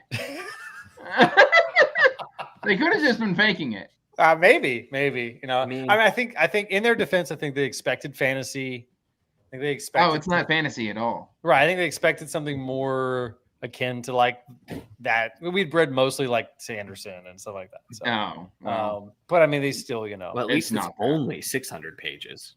Right. It's not that. It's beautiful. Also, if you loved it, you have to read Ordinary Grace by William Kent Kruger. I did not say it was fantasy. That is a lie. It's magical realism. Thank you, sir. It's not the same thing. It's not the same. It's got voodoo. There's some questions about whether or not there's some fantasy elements going on. Okay. It's fine. But I don't know. I think here we go. Boy's Life is one of the first 10 out of 10 books I've ever read. Let's go. That's one of my students at my church. He knows what he's talking about. It's really good. It is really good. Now, this guy also flew through Dungeon Crawler Carl. Brosina did, like, way faster than anyone I've ever seen. I think he read like all of them in like 3 months, maybe less. I am one of the weird people who doesn't talk about a Dungeon Crawler Carl a whole bunch, and I read it right before the wave of hype. Oh, okay. It was funny because somebody was just like, "Hey, I heard Daniel Green's making a video. Do you need to make a video?" And I was like, "No." Yeah, hop on the hype train, dude. No. And Nico, I see them behind you, Nico. So are you caught up on Dungeon Crawler Carl or no? Yeah, How do fingers work? Andrew very begrudgingly convinced me to try them because I don't like lit RPG. Can't get into it. Don't care for it. I have tried, except for Dungeon Crawler Carl. It's the only one that's just worked. And so yeah, I'm definitely a big fan. I've listened to the first like 5 of them twice, and I ended up binging them all the first time I went through. And yeah, I've loved them. I still have to read the last. I quite liked the one last one too. I still have to read that one. It's a shift. I don't even know if I like. I don't even know if I like or don't like lit RPG because I just haven't really tried any others yet. I've got some on the docket. I did just pick up the first book of Solo Leveling, the light novel. So I'm gonna try that. I don't know if either of you guys have tried that. You should try this. I want to try that as well. I would like to try that. I've almost bought it about 37 times. So well, next time buy it. Yeah. Have you read Solo Leveling, Andrew? Huh? Have you read Solo Leveling? No. Okay. I plan on trying that one next. So, and I did get. I'm very confident I'll hate Mother of Learning. I'm very. You don't like school settings. You don't like school settings? Like 9 times out of 10, he will complain. I'm surprised you like The Magician. This is the first time that I have in person talked with Nico, very and I feel like I've only learned what he dislikes at this point. I just say I feel like you're regretting having me on at this point. No, I'm enjoying this thoroughly, but I feel like I only now have a list of things that you don't enjoy. So you don't like the opposite of what Andrew likes. Really? Well, it's funny because when we first got started, I joke. We were identical, like our opinions, and then Nico kind of went the way of more complicated. I'm avoiding saying pro snob. I was just waiting for it. And then I just kind of was just like, I don't want to work for my reads. I'm just gonna go the lazy route. Tell me a good story, and that's all I care about. But don't make me work for it. It's okay. Briggs, what was the lit RPG that our buddy John made you read and you hated it so much? Remind me what that was in the lit chat. RPGs can go bad so quickly. Yeah, he hated. Like he likes Dungeon Crawler Carl, and he's tried. I think he liked Cradle, and then Cradle's a progression. It's not a lit RPG. Mayor of Noobtown. I've heard of it. I haven't read it. Apparently, it was something. So, yeah, Cradle is not lit RPG. It is progression cultivation. Sure. I did read what is his other series? I read the first one, The Captain. What's that? That's Last Horizon. Right, but what is the genre there? That is just sci-fi. Okay, that's sci fantasy. It was really fun. I haven't tried the second one yet. It is fun. Really I just unhauled my copies. I'll continue them on audio, but I feel no need to keep them on my shelf. They're not. They're so bombastic that you get into expansion of scope issues where in order to keep the threats plausible, you've got to make them more and more bombastic. And by book 4, it's just like, where are you going? Like, where do you go from here? Like at this point, you're literally fighting a planet. Is this was Guardians of the Galaxy 2? Wait, is Unicron in there? I don't know, but like planet spirits. But like, at this point, it's just like, great. You've already handled giant space monsters. You've handled basically Ultron. I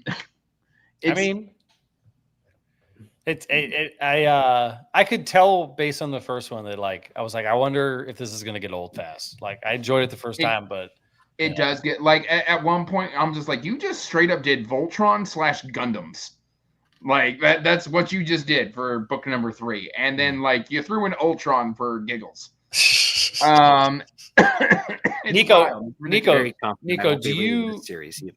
Nico, do you like any horror? You got any horror that you like? He does. One I recommended to him. What is it? There is one. Okay. Nightmare Land by Daniel Barnett. Okay, you picked one I haven't read. Awesome. I was just saying I might have book 1 around here somewhere. Okay. Covers by Daniel Sarah. I think most of them are. Nightfall. They're oddly sized. Okay. So Andrew's got, yeah. I think But Andrew. I've never been much of a horror reader, and I'm open to trying a little bit more. But yeah, I really love this series. It's like an atmospheric horror. Okay. Really, really good. I think you recommended that in my horror for fantasy readers. I might have. I used to recommend this all the time. I think you did. I think that's what you recommended in that video. It's hard to remember, but awesome. What are you reading right now, Nico? What are you currently? So I'm doing a bunch of short stories this month. So okay. I've got these guys. What I was gonna complain about was Ken Liu, which is also not a popular opinion, but this was really bad. His second collection, and I think he's one of the most overrated and overpraised authors at this point. But I'm also doing. Oh no, I'm dropping things.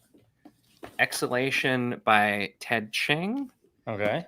The Inheritance by Robin Hobb, Megan Lindon, and The Book of Dragons. I'm just kind of alternating short stories right now. Nice. You know who has great short stories? Stephen King. The Robin Hobb one starts out with like just the classic Hobb emotional gut punch. I just say Andrew did tell me to read a Stephen King collection. I told him to read Skeleton Crew. Okay. Yeah. I mean, I think that could be a good. It's start. got 1/3 of a story. That's it. I'm the rest of the thing is fantastic. Maybe I'll try. Again, it probably depends for me on like what you're.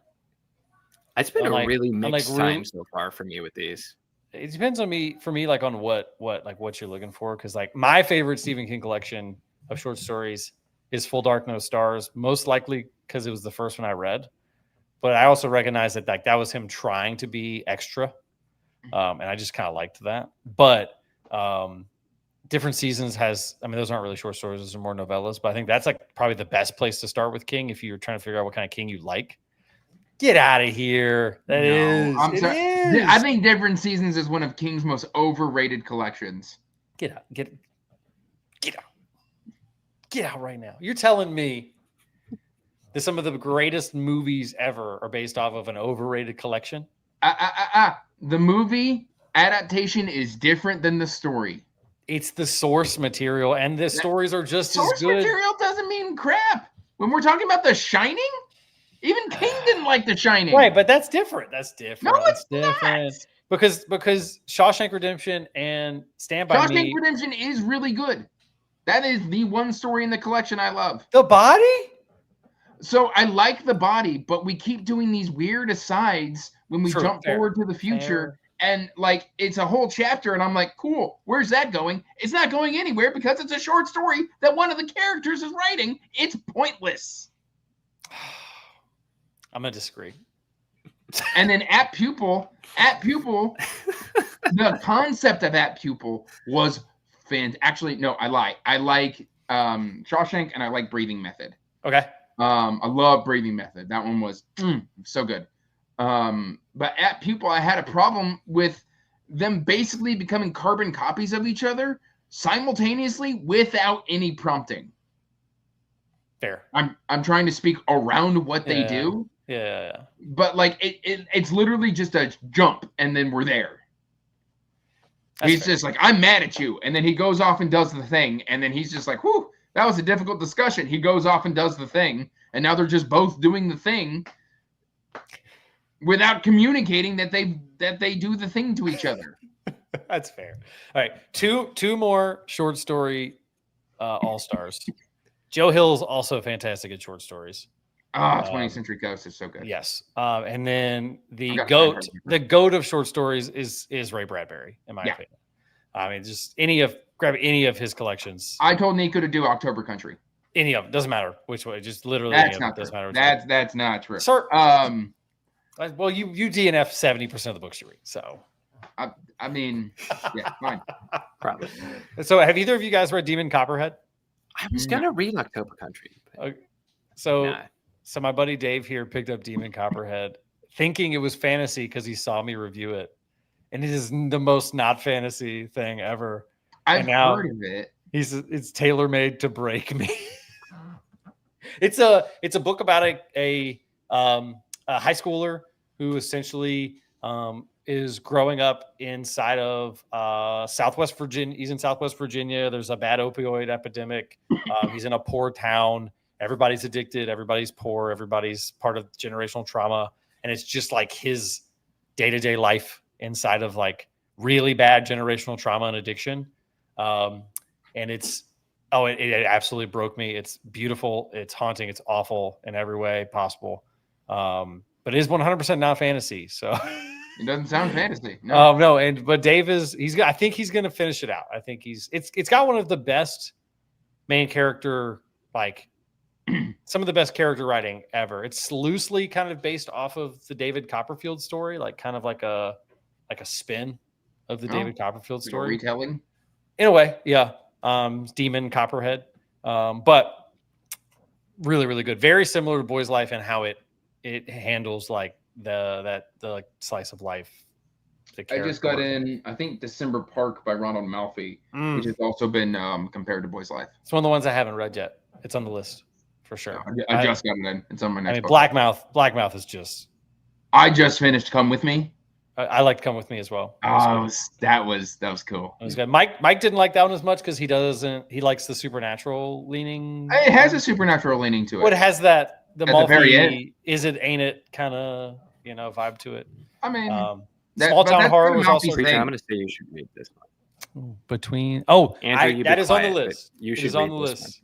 I've heard it's fantastic. It's okay. Andrew DNF'd it, so. I didn't.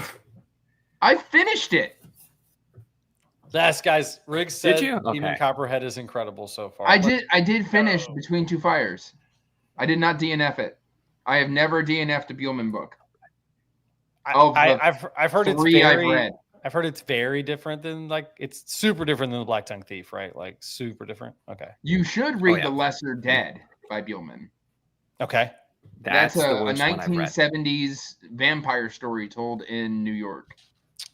Sounds interesting. I mean, it's basically like vampires going to war with you've got the New Age vampires and the ancient vampires, kind of fighting over this territory in the 1970s, and it gets wild. I'll tell you what, I'm really overselling it. What I'm reading right now is it's not that exciting. What, The Lesser Dead? What I'm reading right now is an absolutely absurd horror novel that was sent to me as an ARC, and I think it came out 2 days ago. But listen to this premise. It's called Galloway's Gospel. Look at that cover, by the way. I saw you. Absolutely crazy cover. So it is a book about this whole town that basically everyone's just given over to the fact that something supernatural is going on in their town.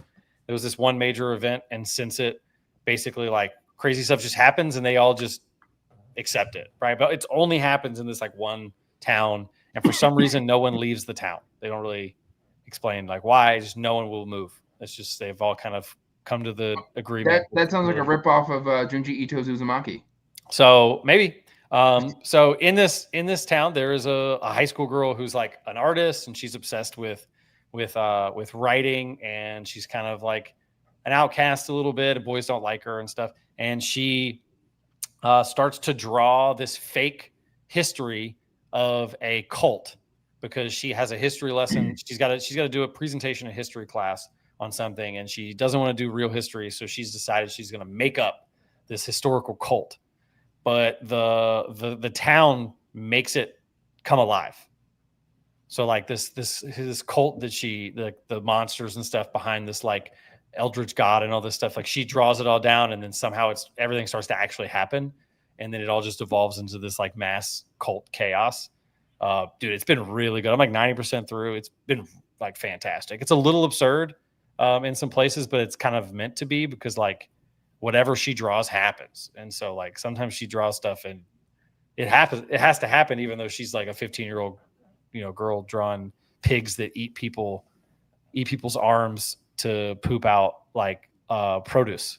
Like it's one of the things that happens. So like you give your body to the god by these pigs eating your body parts, and then you ask the pig to turn it into something that the town needs.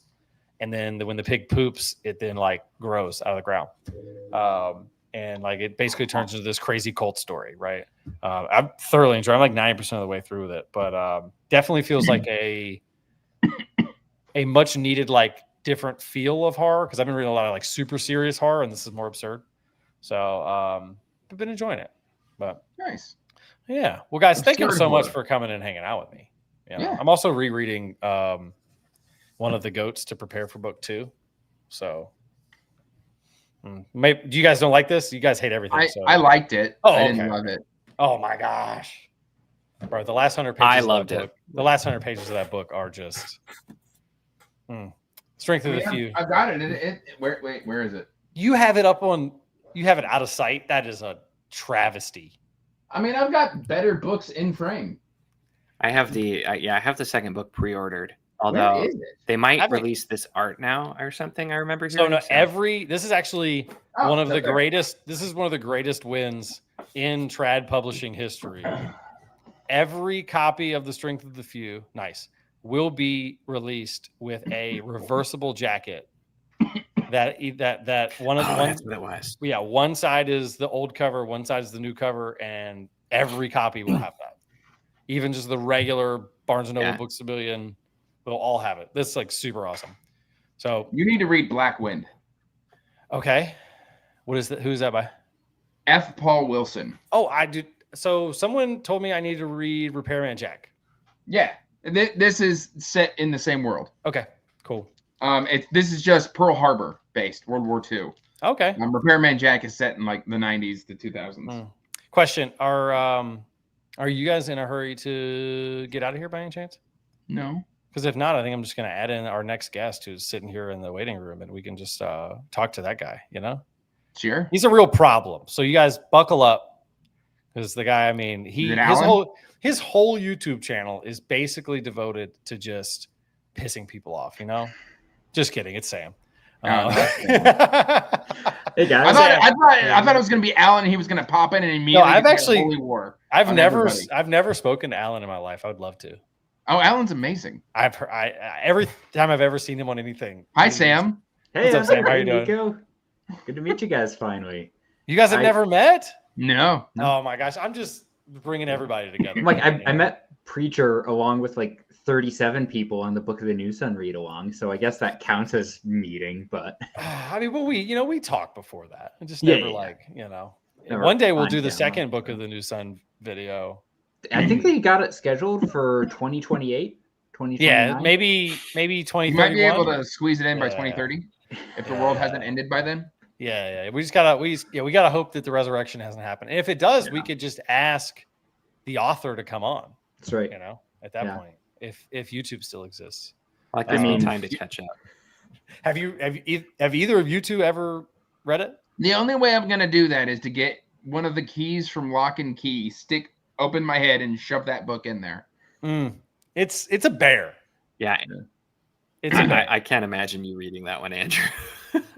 I think I will really enjoy it. It's much more my thing than his thing. I have the books, but I haven't read them. It's an experience, that's for sure. Yeah, it's an experience. Thankfully I had Sam. Like I had some DMs with Sam where I'm like, hey, what's happening? Am I missing? Am I like getting this? In the there's something that happens in the first couple of chapters where something he describes is not what it is, it's something else. And when Christopher Rocchio says what it is in the discussion we had, I had to stop my face from doing a full-on like Pikachu. Oh, how did I miss like the most obvious thing ever once he said it? And I was like, I missed that. And then I brought up this like really what I thought was a super poignant catch. Like I thought I caught something. And there's like 9 people in there, and I bring it up, and I'm ready for everyone to be like blown away. And then everyone was like, maybe, I don't know. And then we moved on. And I was like, dang, I thought that was something sick. Maybe. And the one that still blows my mind, Preacher, is when you were like, Triskeli is not a dog. And I was like, what? Right. Because I've read it 3 times now, but every time I missed that. And then you went back and you were like, dogs don't look like that. Yeah, exactly. So yeah. No, but Nico, you like Janny Wirtz, or I think you like R. Scott Baker, at least some of his stuff, and so there's at least a history here of being able to like, you know, enjoying wrestling with maybe the denser, more difficult stuff, which even I don't love all of that. I'm far too lazy. Nico will on purpose. He will send me Voxer messages where he's reading out beautiful prose, and like he knows the response that he's going to get is no thanks. Yep. Yeah. And like the weird part about it, the weird part about it for me is that it's like there are parts that are beautiful. I would say his beautiful prose is actually the most understandable. It's when he's trying to be purposefully obtuse that I'm the most confused. Like there's times when you're reading it and you're going, the author 100% does not want me to know what is happening right now. He wants me confused. And those are the parts where I'm like, oh my gosh. You know what the crazy thing is, Preacher, is that that's not Wolf's normal writing style. Like if you read Castle View or if you read Book of the Long Sun, you read some other stuff from him, completely different style from Book of the New Sun. But he's able to like write it all as if you're in this character's head who's trying to mislead you at times or trying to hide details or at times just trying to tell the truth as honestly as possible. And so just him being able to embody that, like, I love that. Yeah, I feel like Andrew would be like 50 pages in would just be like, screw Severian, I'm out. Like he would just be so you done. are way overestimating how far I'm gonna make it. You wouldn't get 50 pages? Well, Andrew, I've DNF'd on page 1 before. Nice. Yeah, Shield Maiden by whoever that author is. You commented on one of my things about Pillars of the Earth about not liking Tom the Builder. So much. Yeah, if you don't like Tom the Builder, like Severian's going to be out within like 2 pages. Tom the Builder can just ingest a satchel of Richards. Wow. And he's like, he's like the 6th like worst person in the book. Like he's not even on the top list of like hateable characters in there. But he is. There's like characters. His characterization is so inconsistent. There are characters in that book who like assault everything with 2 legs that walks around, you know? So like that's how evil like some of the characters in Pillars of the Earth are. And Tom the Builder is like DNF'd it. And Tom the Builder is like, you know, like what? Like he gets a little excited when he sees a pretty lady in the woods. Like this is his great crime. No, the way he frames it is we're in his head and he's got his wife standing right here and he'll look at her and goes, I love this woman. She's given me 3 beautiful babies. She's the best thing ever. Ooh, boobs. Well, look, Severian, every woman he meets, he falls in love with, including the one that he straight up just calls ugly. He sees her and he says, she's ugly. And then he falls in love with her in the next page. Yeah. Like within a page. As one does. Barely speaks to the woman. He even says, it's like because she's ugly that I love her. It's like the way he describes it is like she's so not traditionally beautiful that there's something about her that makes. And then he sees someone who's traditionally beautiful and he's like, the guy just, his taste is just alive, to be honest. Like that's just his taste. But I mean, and like the funny part is you're getting Severian's perspective. So like this is his probably cleaned up version of how he actually thinks about things. It's probably much worse than what you're getting, right? Yeah. Oh man, what a book. I have like probably 10% left in Claw. I'm trying to finish it right before we have the talk. But dude, I'm like, by the time we have it, I'm like, guys, I will have read this half a year ago. Like.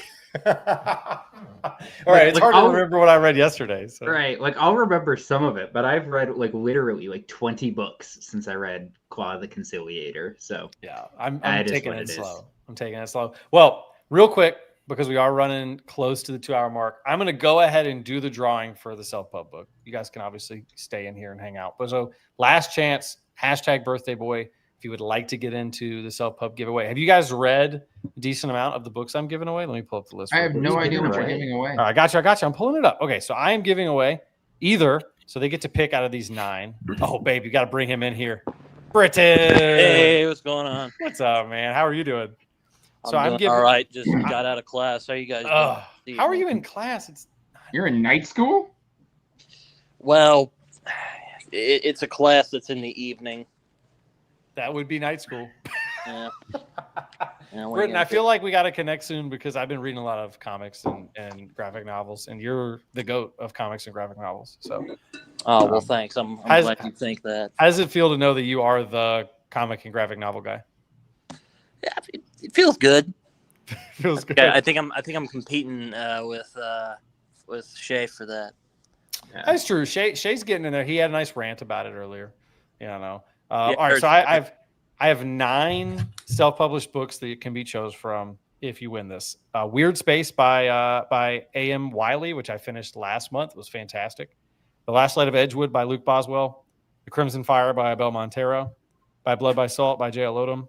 Harbinger of Justice by Andrew Watson. Discovery by J.J. Minton.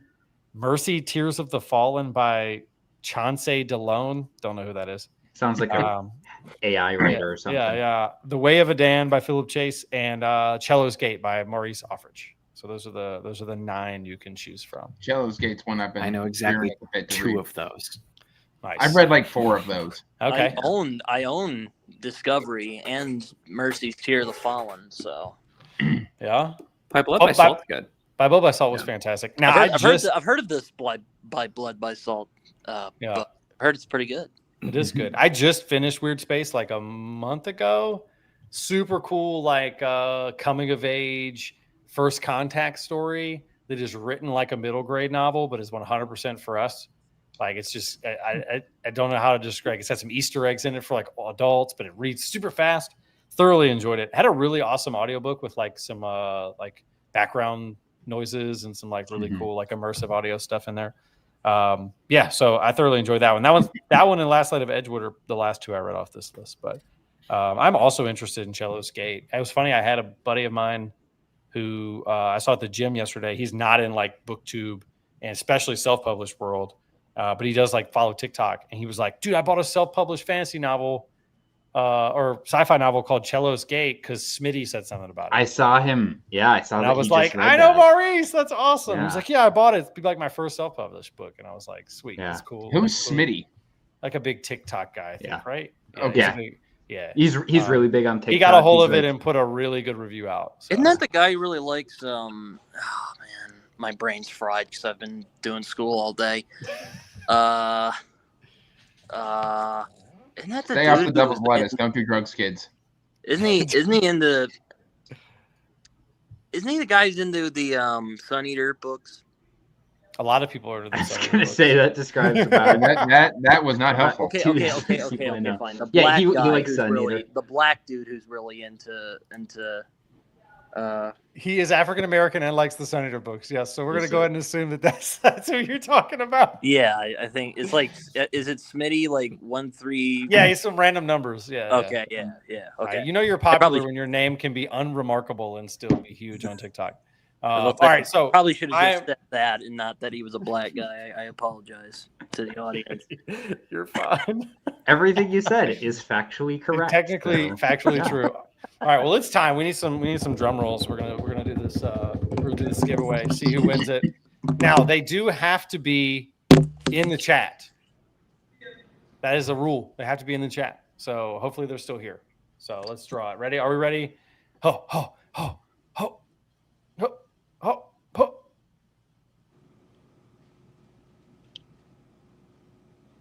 I was robbed. Dwelling on fairy stories. Are you still in the chat? Dwelling on fairy stories. I'm going to give you a minute to say you're still in the chat. Smitty was the name of my plumber in Indiana. Maybe it's the same guy. You never know.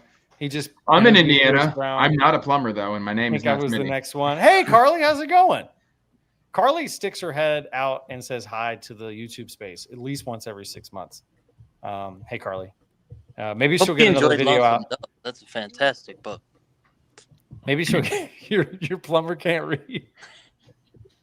Oh gosh. All right. Well, we got to give like 30 more. Oh, he's here. Awesome. Dwelling on fairy stories. You've won.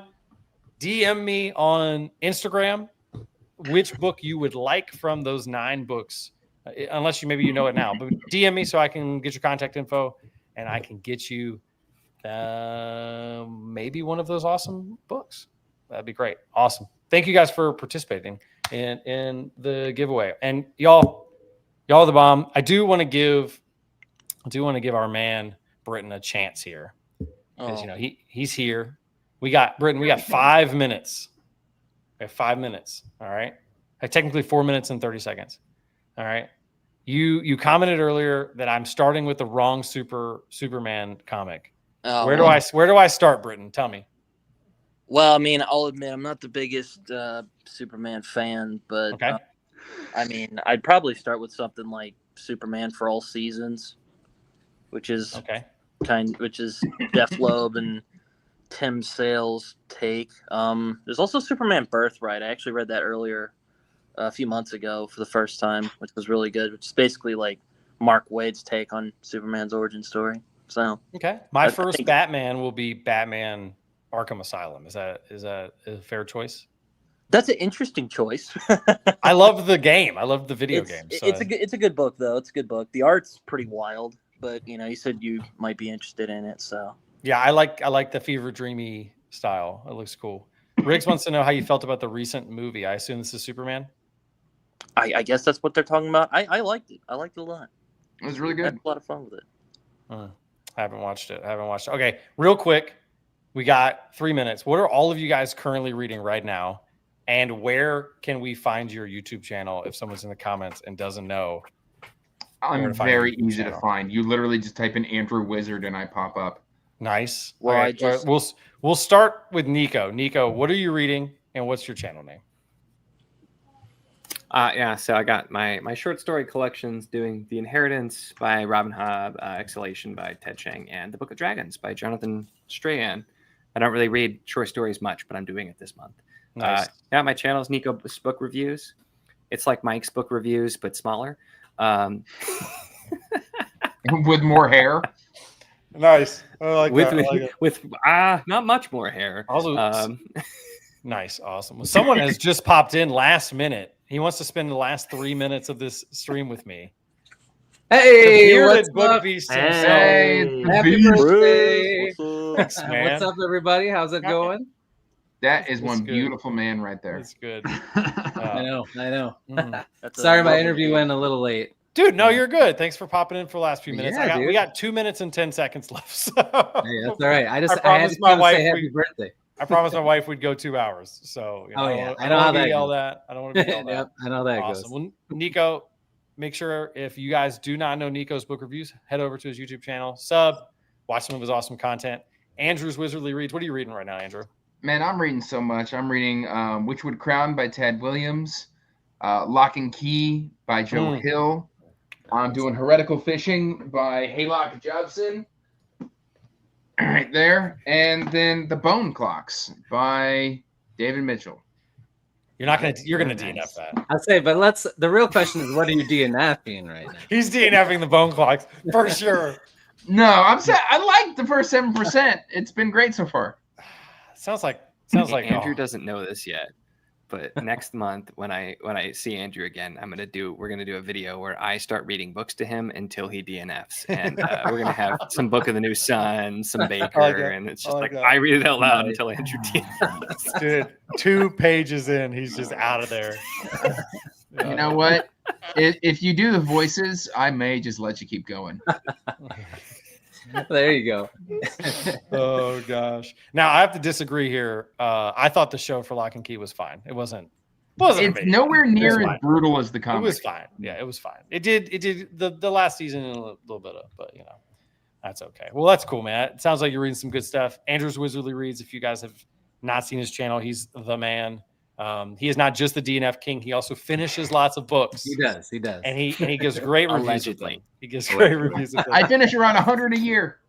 There you go. Allegedly. He finishes 100. Finishes 100 and he DNFs 101. All right. Sam, what you reading right now, man? Gardens of the Moon by Stephen Erickson. First I have time? to say is first time. What the hell, man? Like, what even is this? Yeah, that's about right. I've read a quarter of it. Seriously, if Dead House Gates did not have the reputation that it does, I'm like, man, I'm not reading 10 books of this. this is not bad. It's not awful. But You're I'm not like, going to finish the series. what If that's is the this? attitude you've got So- right now, you're done for Hey, already. I You're had the already same done. I attitude don't and I see finished that. No, so it's like a solid like 3.5 star right now.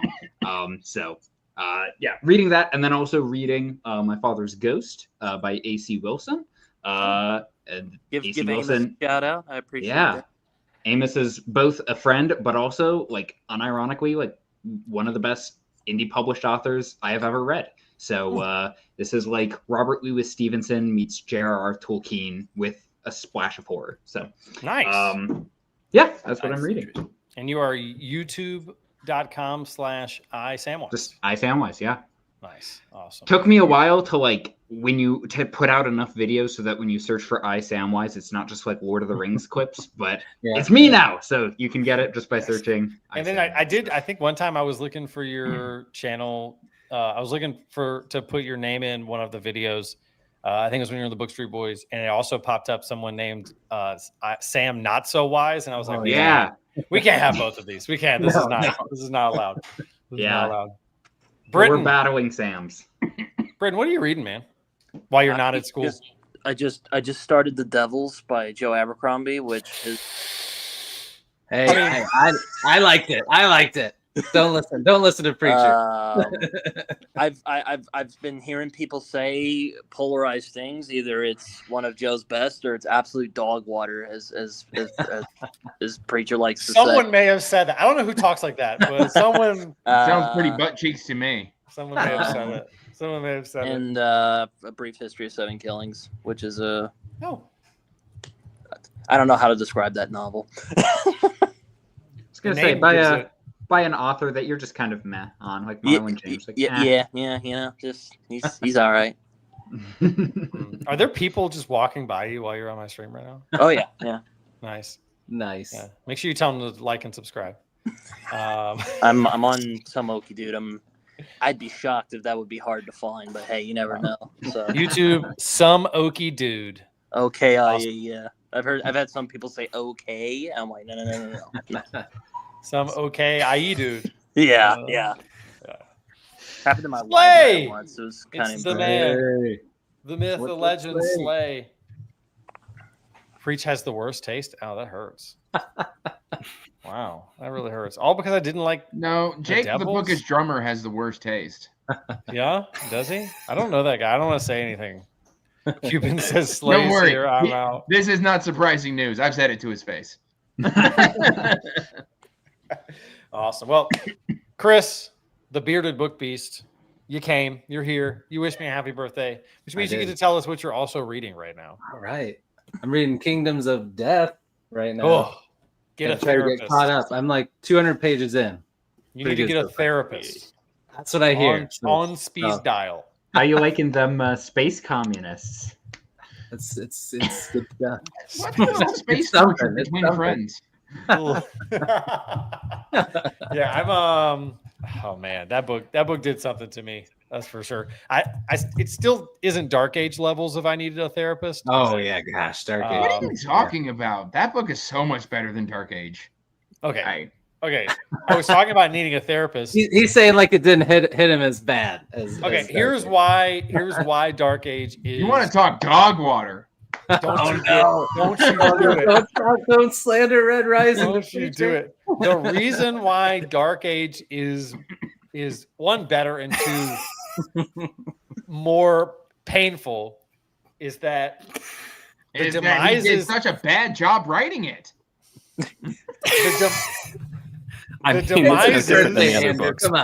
The demises that are brought about by the goat Pierce Brown are characters who I was much more invested in. Yes. Personally. And I will say part of the problem there is that I think that Hadrian's not meant to Hadrian never takes the time to get you invested in a lot of the Senator characters. And I think that's on purpose. I don't think that's accidental. Yeah, pretty bit of a drama queen. Well, he's melodramatic and he's been alive for 1,000 years. He literally is just like, oh, by the way, that guy died off screen because it's been 500 years. It happens Valka, 3 times. It's like Switch. It's like Lorien. maybe Polino. That's about and even there, but Red Rising is a character. It's character work. It's what it is, right? Mm-hmm. So I'm just saying. That's why for me, Dark Age was like, oh yeah. But sorry, it's not my soapbox. I don't know what I'm doing here. Andrew just pisses me off. Don't read the comments. Dustin is getting rage baited. At DNF Red Rising, 12 out, 12 chapters in. Wow. You didn't even get to chapter 19, which is the chapter where everything, where I just realized that this was for me. Chapter 19 was a chapter where I was like, I'm in. So bad. That first book was my favorite. Chapter 19 is the passage. If you remember the passage, chapter 19 is the passage.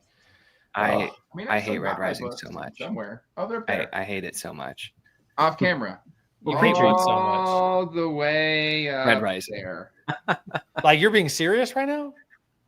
So you're saying it's the top. How many of them did mountain. you read? I hate you, Andrew. How many did you read? I hated the first one, and I forced myself to read the second one a while later, and I hated that one too. I also don't like Abercrombie or Sun Eater, just to really ruin it. I'm so sorry. Nico. And you have a BookTube channel. No, I'm kidding. We still love you, man. This is why my channel is so small, guys. Bro, you're just asking to get doxxed by the None of these are new. I knew all this about Nico. I still love him. All right. So here's what I'll say about the people who are saying Kings of Death better than Dark Age. Personally, I lean to books that have moments, like memorable, big moments, and super deep character work. And that's just not what Rocchio's trying to do. Like, Rocchio has some moments for sure, right? And I thought you liked No, I love it. I love it. But it's not like Red Rising is written for me, if that makes sense. Whereas there's Preacher says he's the horror guy, and he's turning his back on the horror space. There's times where I'm reading Sun Eater, and I'm like, okay, for the next hour, I'm just going to kind of cruise control it because he's just, he's not really doing much. That never happens in Red Rising, right? Mm-hmm. And then there's I want someone to say, I'm reading Red Rising, and I'm like, dude, when you get to chapter 19, that doesn't happen a ton in the Sun Eater books, but that's okay. It's fine, right? Preacher, have you read Disquiet Gods yet? I have not gotten there yet. That's why you would say something. I'm halfway through Ashes of Man. No, they're there for sure. Like the Howling Dark. The back half of Howling Dark has 2 to 3 moments that are just right. Mm-hmm. But it's usually once or twice a book. Whereas Pierce is 3 or 4 times a book. He's so I'm always going to have Red Rising in my heart, and Red God's going to be. They probably have a surgery for that. Oh my gosh. Did Chris even tell us what he was reading yet? I feel that's what started. And you're already in trouble with your wife. That is true. It's only been 8 minutes, though. Chris, what else? You just reading? Are you just reading that right now? Yeah, I'm trying to catch up before the gala. Gala. Same. How do you say that? Same. Can't wait for that. Gala. Yeah. I know. How do you say it? I can't believe all of you guys are not going to the gala. I know. I'm going. You're going, Preacher? I'm going. I will be there. Oh, sweet. It's like halfway across the country. I know. It's in my state. That's the only reason I'm going. I'm going halfway across the country, man. I like this. Let's vote Nico off the show. I like that. I mean, I do got to get going, but I mean, we're gonna close it up here in a second. But just to say, one really funny story about the gala. Me and a couple of buddies were staying together for the trip, and we were getting an Airbnb. And I'm looking at Airbnbs in Raleigh, and we're sending them into the Bookstreet Boys private chat with just the Bookstreet Boys and the mods. And I run across one that it has a straight up, it has a dungeon in it. A word before dungeon is a dungeon in it. Oh, and the main picture is like one of the cross thingies that you tie yourself up to. And that was the main picture for the Airbnb. And it was so I sent it into the group chat and was like, yes, want to all pitch in on this Airbnb. Is that lube included? I'm sure. It was bad. It was bad. And then, dude, Chance was so funny. We went and got a different one. Chance pops in 2 hours later and he's like, man, I went to look for that Airbnb and it's gone now for those dates. Did somebody get it? Somebody's like, yeah, sweet. Oh no. But either way, it's going to be a great trip. You guys should come. But Preacher's been reading Song of Solomon a little bit too much. I mean, Song of Solomon is the closest thing to the Toni Morrison book. You know, no, the Bible, Britain. Oh my goodness! All right. On that note, this has been an absolutely fantastic birthday present for me. Also, if you're in the Bookstreet Boys, you know what this means. If you don't know what this means, get in the Bookstreet Boys Discord server and you'll find out what this means. The most liquid. I'm not the most unhinged. Okay, so somehow we got to talking about Morning Glory Milking Farm in the Discord server, which is like it sounds so and weird. So now this is the thing. What is that? I don't want to know what that is. So if you're not in the Discord, you need to be in the Discord. It's the most unhinged Discord you've ever been in. I promise you. And it's all Cuban Boy's fault. But thank you guys for coming and hanging out. I had an absolute blast of a time tonight. We've got to do this type of stuff more. I'm thinking about maybe once a month doing something like this where I just send out invites and whoever hops backstage comes in and talks. And I mean, it's been a blast. Hopefully you guys have enjoyed hanging out with me. But make sure you guys go check out these guys' content. Thank you all for coming and hanging out. I'm going to sign off now and go to bed. But also, tomorrow we're going to be having a BookTube Recommends video coming out on self-published novels that the skeptic should read. Somebody who thinks that self-published books are just not high quality enough. Maybe their covers are bad. Maybe they're not edited well. Maybe yada, yada, yada. I don't think they're good. We're going to give you some great recommendations to prove you wrong, that self-published books can be peak fiction. So good that Andrew's Wizardly Reads wouldn't DNF them. I stand a lot of indie. That's a joke. How rude. It's just a prank, bro. All right. I am signing off. Everyone say goodbye. Thank you guys so much for coming in. I will see you guys later.